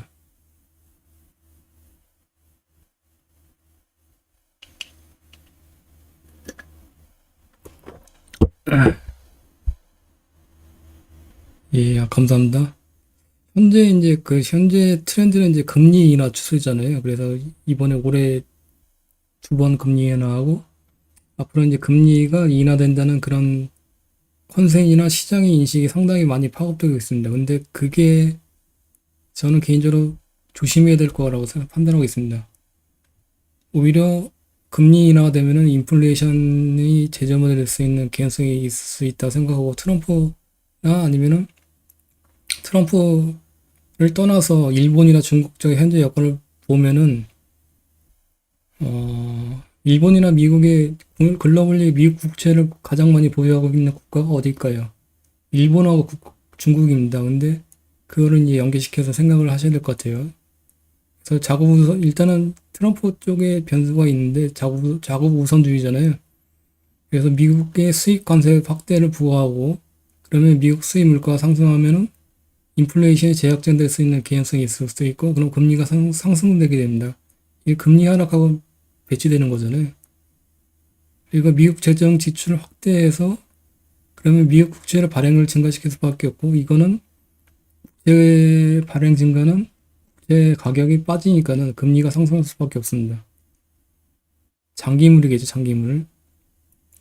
그러면 미중무역 분쟁 격화 중국 쪽만 체크하면은 중국 현재 경기가 안 좋습니다. 상당히 부동산 침체되어 있고 그런데 수출까지 침체가 될 수 있는 개연성이 있고 그러면은 중국 경기는 지금보다 더 경기 하강될 것 같고 경기 하강하면은 금리를 지준율 인하를 통해서 이제 금리 인하를 해줘야 되잖아요. 중국에서 내수 경기를 활성화시키려고 하면은 그런데 그렇게 되면은 과거에 18년, 19년도에 보면은 위안화가 약세, 그러니까 위안화 강세, 위안화 약세, 위안화가 이제 달러 기준으로 했을 때 막 솟구쳤었습니다. 그러면은 그렇게 되면은 중국 자본 유출이 격화되고요. 그러면 해치 펀드들이 이제 중국 위안화 공격을 이제 하게 됩니다. 그러면은 중국 내에서 이제 달러를 매수하려는 움직임이 아니 위안화가 이제 팔려는 움직임이 상당히 이제 격화되고 위안화가 약세가 심화됩니다. 그렇게 되면은 자본 유출이 격화되는 그 수레바퀴가 계속 돌아가는 거죠. 그렇죠? 그러면은 중국 증시인데 급락하게 되고 위안화는 초강세를 이뤄가게 됩니다. 그러면은 이럴 경우에는 중국 당국은 위안화를 약세를 방어할 수밖에 없습니다. 그 방법은 두 가지겠죠. 금리 인상이나 아니면은 달러 매도를 하고 위안화를 매입하는 거죠. 이게 두 개가 같이 이루어져야 되거든요. 달러 매도라는 거는 미국 국채를 매도한다는 의미입니다. 그렇기 때문에 미국 국채를 시장에 내다 팔면은 이게 중국이나 일본이나 이제 미국 국채를 가장 많이 보유하고 있잖아요. 여기서 미국에서는 트럼프가 이제 재정 확대해서 국채를 발행해서 시중에 넘쳐나고 이제 과격하게 말씀드리면 넘쳐나고 미국 자체 내에서도 중국 쪽에서도 미국 국채를 내다 팔아요. 그러면은 미국 국채는 어떻게 되나요? 두 가지에서 같이 엮이면서 금리가 상승되겠죠. 이런 여건이라고 보시면 되실 것 같고 위안화 약세 추세가 심화될 것으로 판단되고 있습니다. 이런 여건들 때문에 그래서 위안화 연동성의 관계에 높은 원화 확률도 약세가 심화될 것으로 판단하고 있습니다. 현재보다 1300원대 후반대잖아요. 그래서 현재 환전이 빨리 하는 것이 좀 유리하지 않을까 판단하고 있습니다. 일본도 현재 상황이 보시면 트럼프를 별도로 30년 동안 이제 그 물가 상승이 없이 이제 저인플레이션을 겪고 있었잖아요. 성장성 정체된 거였죠. 근데 최근에 보면은 미국, 일본 국채금리가 계속 승고가를 기록하고 있어요.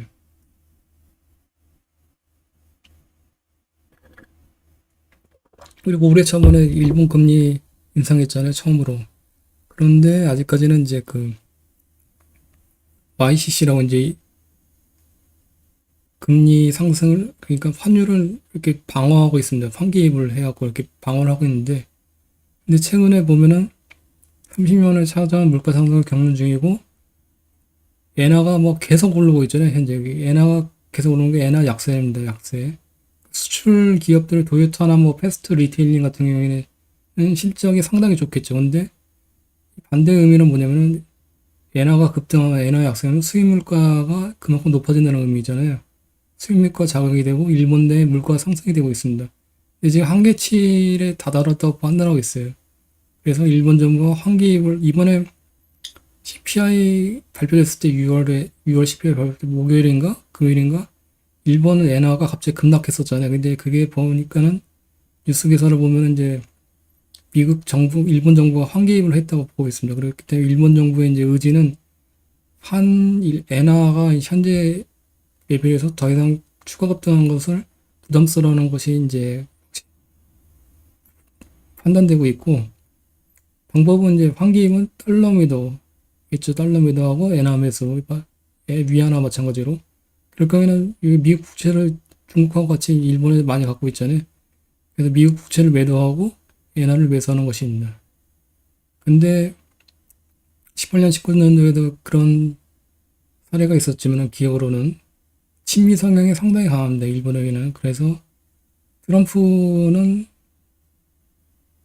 대통령, 전임 대통령분은 강달러보다 약달러를 되게 선호하거든요. 그렇기 때문에 만약에 금리가 급등하면 이제 달러가 다시 이제 상승할 가능성이 있기 때문에 각 정부들한테 이제 그 압박을 넣습니다. 그래서 그때 당시에도 이제 그 일본에서는 미국 국채를 매도하는 것을 상당히 주저했었고, 그때 당시에는 일본은 이제 저금리 마이너스 금리였죠. 그리고 물가가 바닥권에 있었기 때문에 크게 부담이 없었는데, 현재는 반대입니다. 이제 물가 상승하기 때문에 최근에 뉴스 보면은 일본의 이제 물가는 내수 물가가 급등하는데 그 일본인들의 그 월급은 이제 동결이 되어 있기 때문에 장시간 그래서 뭐 파산이나 뭐 그런 것들이 많이 발생한다고 하고 있습니다. 그렇기 때문에 월급 인상에 대한 뭐 월급 인플레이션에 대한 그런 리스크 상황이 높아지고 있다고 합니다. 그렇기 때문에 물가를 억제해야만 하는 개연성이 높아지고 있다고 합니다. 일본에서.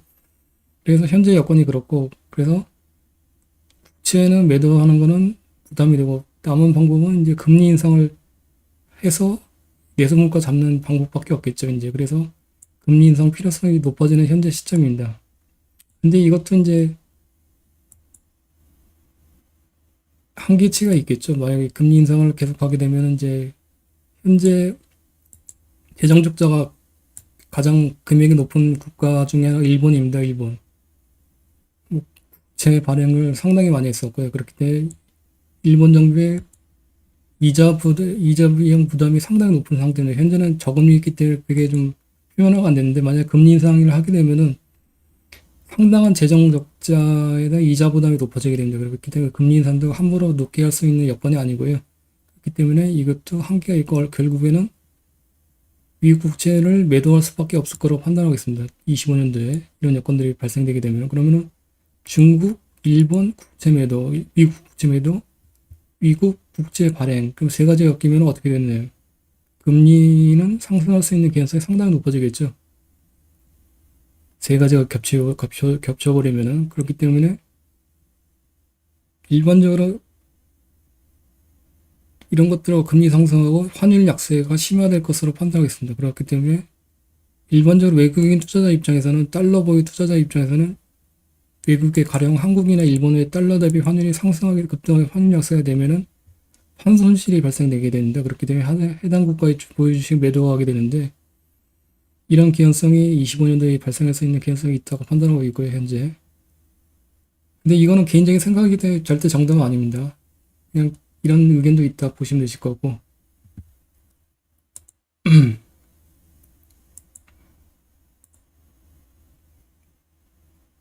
좀 약간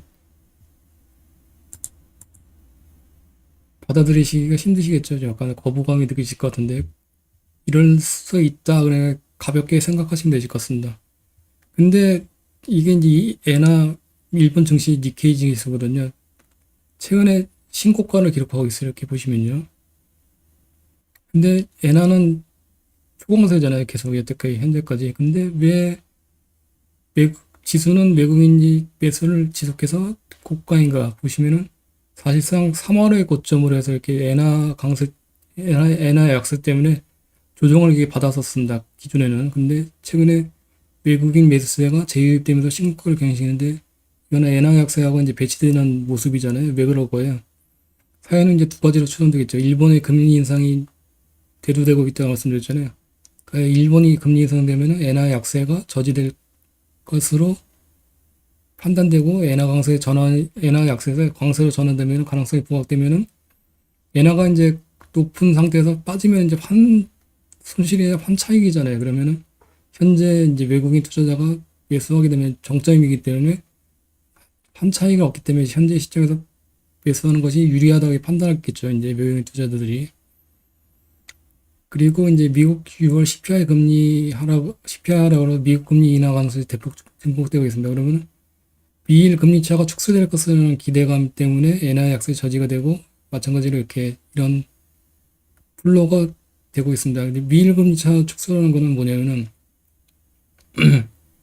아유 뭐게야 엔캐리 트레이드라고 혹시 들어보셨는지 모르겠는데 일본은 그 상당 기간 저금리였었잖아요. 마이너스 금리, 미국 금리는 높았고 그래서 일본 돈을 빌려서 미국 자산을 사는 거죠. 그래서 엔화가 이제 약세를 기록했었는데 이게 미일 금리 차가 금리 가능성이 증폭되면 미일 금리 차가 축소되기 때문에 미국 자산을 팔고 다시 이제 엔화를 매수하게 되면 엔화가 약세가 저지가 된다는 그런 개념입니다. 엔캐리 트레이드 청산도 리스크도 쓰려고 했었는데 거기까지 쓰면 너무 오버하는 것 같고 그래서 그거는 뺐고요 하는 걸요. 근데 그것도 이제 25년도에 엔캐리 트레이드 청산도 고민을 이제 해보셔야 될 것 같습니다. 그렇기 때문에 그런 것들을 감안하면은 엔화는 지금 현재 이제 강세로 다시 빠질 거라고 이제 판단할 수 있는데 그런 반대로 이런 여건들을 감안하면은 오히려 엔화 약세는 지속될 것이라고 판단하는 게 맞다고 생각하겠습니다. 개인적으로는. 물론 계속 강조드리면 100% 정도는 아닙니다. 그래서 엔화 관련해서 이렇게 책도 소개를 시켜드렸잖아요. 엔화로 판전해서 미국 주식을 산다 뭐 그거 있잖아요. 책. 한번 보시면은 뭐 괜찮으실 것 같아요. 그러면 중국, 일본의 향후 제 예상 대응을 했는데 결론은 같습니다. 달러 매도, 엔화 매수, 달러 매도, 위안화 매수. 그럴 경우에는 공통적인 거는 미국 국채를 대량 매도할 수밖에 없다. 판단됐고 그러면 미국 국채 금리는 장기물 국채 수익률 금리는 상승할 수밖에 없다. 그래서 금리 인하가 아니라 트렌드는 금리 인상이다. 그 리스크에 대비해야 된다고 판단했었고요. 그럼 대응은 어떻게 되냐? 달러 강세면은 어떻게 되겠나요? 반대로 엔화나 위안화나 원화나 약세로 돌아서겠죠. 상승 약세라는 건 달러 원 환율이 급등한다는 겁니다. 지금 1,300원 뜨는데 달러 원 환율이 1,400원대 뭐 극단적으로 말하면 뭐 1,500원대 뭐 이렇게 올라갈 수 있는 개연성도 있겠죠. 그 뭐 거기까지는 안 올라갔겠지만 하여튼 1,400원대로 올라갈 수 있는 개연성이 있다고 판단하고 있고 현재 그렇게 약세라는 거는 달러 대비 원화가 약세니까 달러 환율이 높아진다는 거잖아요. 강세. 그러면은 미국 금리 재인상 가능성에 대비해야 될 것 같고 그럴 경우에는 트럼프 수혜주에 포함되는 인플레이션 해지 가능 섹터가 있습니다. 에너지, 오일 천연가스, 금, 미국 빅테크. 이거는 이제 인플레이션 해지 가능 섹터 플러스 트럼프 수혜주겠죠. 이제 미국 빅테크도 마찬가지고 플러스 방산. 예, 보시면 되시고 최근 이제 금리나 수혜주 배팅이 이제 부각되고 있는데 단기 시가로 보시는 게 좋을 것 같고 한 3개월 정도 바이오 등 금리나 수혜주 부각은 유효기는 짧을 듯 보시면 되실 것 같습니다. 그래서 단기 트레이딩하는 거는 뭐 2, 3개월 정도 보시면 되실 것 같습니다. 그래서 핵심은 이겁니다. 국내 비중 축소, 달러 자산 확대, 강세를 대비해서 그래서 계속적으로 이제 강조를 드리는 거고요. 국내 주식 비중 축소하고 미국 주식 비중을 확대시키는 음, 고민을 심각하게 해야 될 시기라고 이제 계속 판단하고 말씀드리는데 거부감이 많이 드실 분들 계실 것 같아요. 그렇기 때문에 계속적으로 말씀드리는 거고 물론 판단은 뭐 들으시는 분들께서 하셔야 되겠죠. 물론.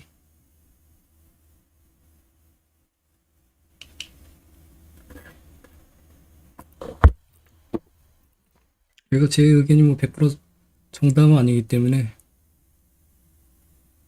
이걸 계속적으로 말씀드리기도 좀 그렇더라고요. 근데 저는 지금 이렇게 진행하고 있습니다.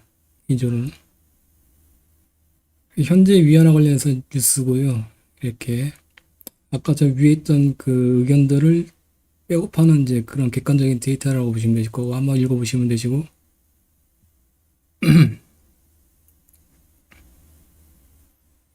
현재 그 원화 그러니까 달러 원 환율이거든요. 현재 1375원대인데 과거 이제 미중 무역 분쟁이 일어났을 때 17년, 18년, 19년보다 훨씬 높아요. 현재 위치가.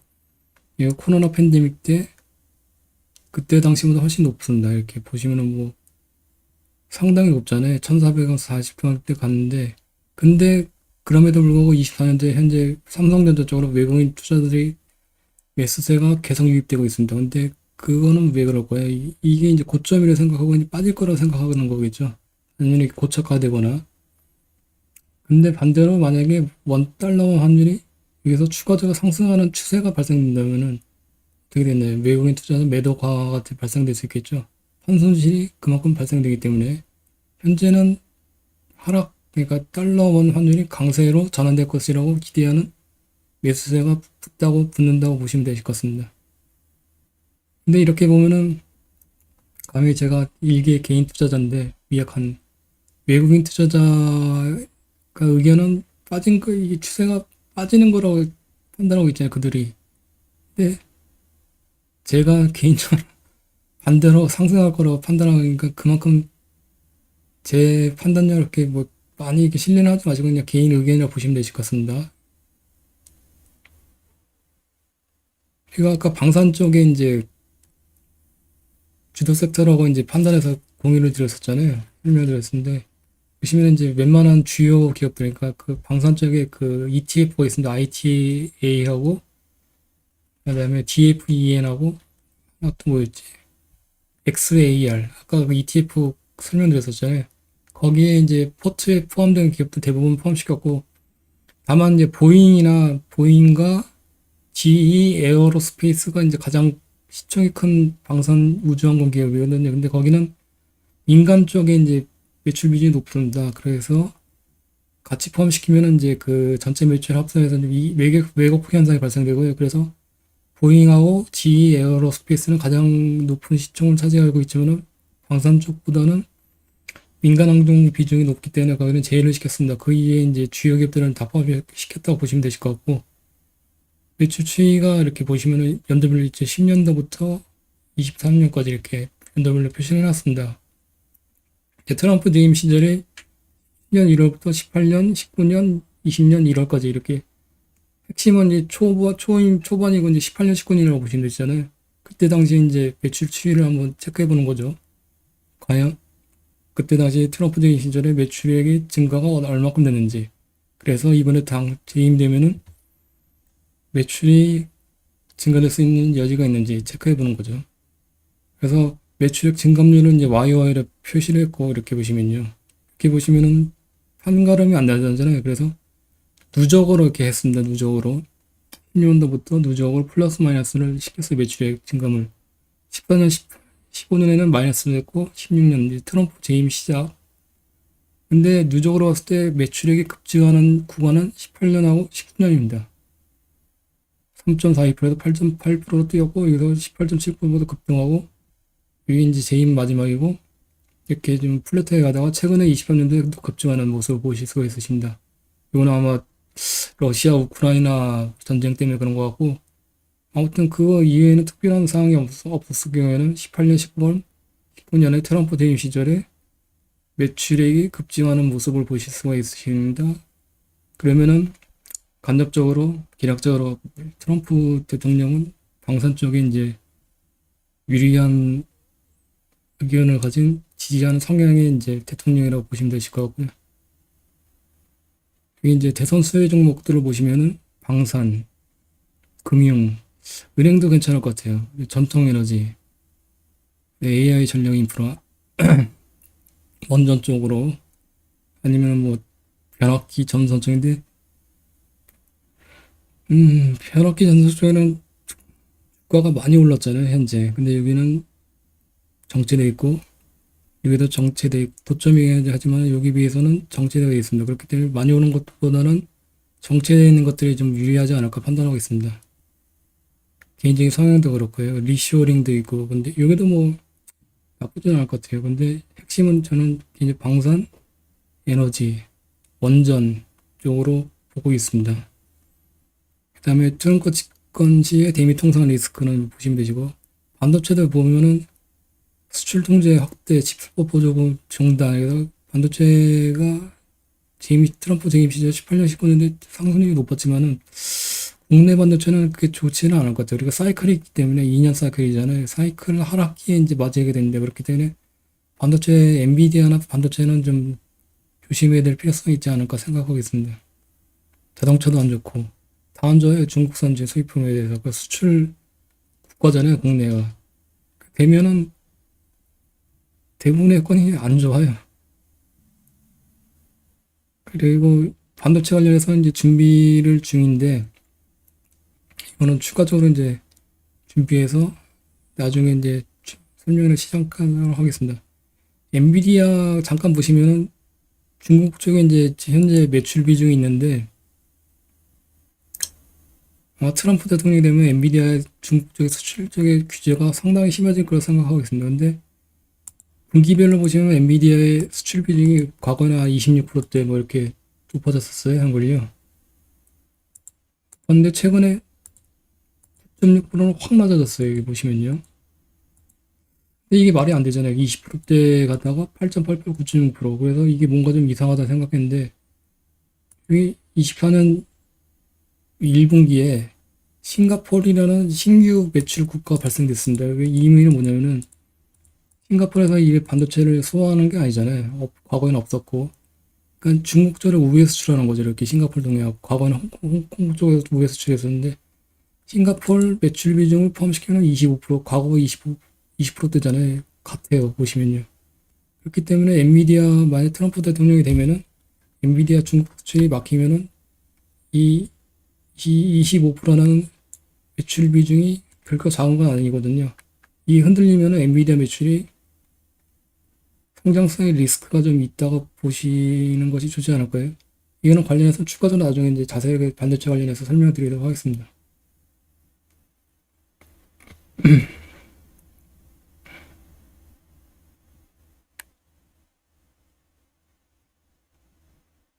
예, 참고할 거고요. 아이고, 12시네 벌써. 뭐 질문사항 있으신 거예요?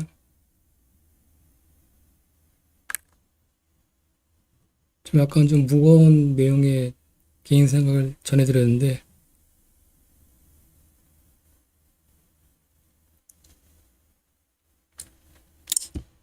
고민은 필요한 시기인 것 같습니다. 국내 주식, 미국 주식 관련해서, 그리고 25년도 여건에 대해서.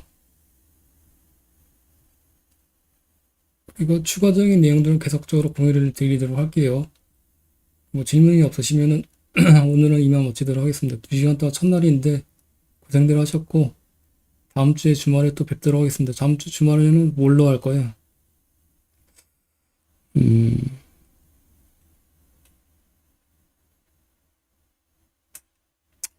고민해서 말씀드릴게요. 한군요. 텔레그램 통해서.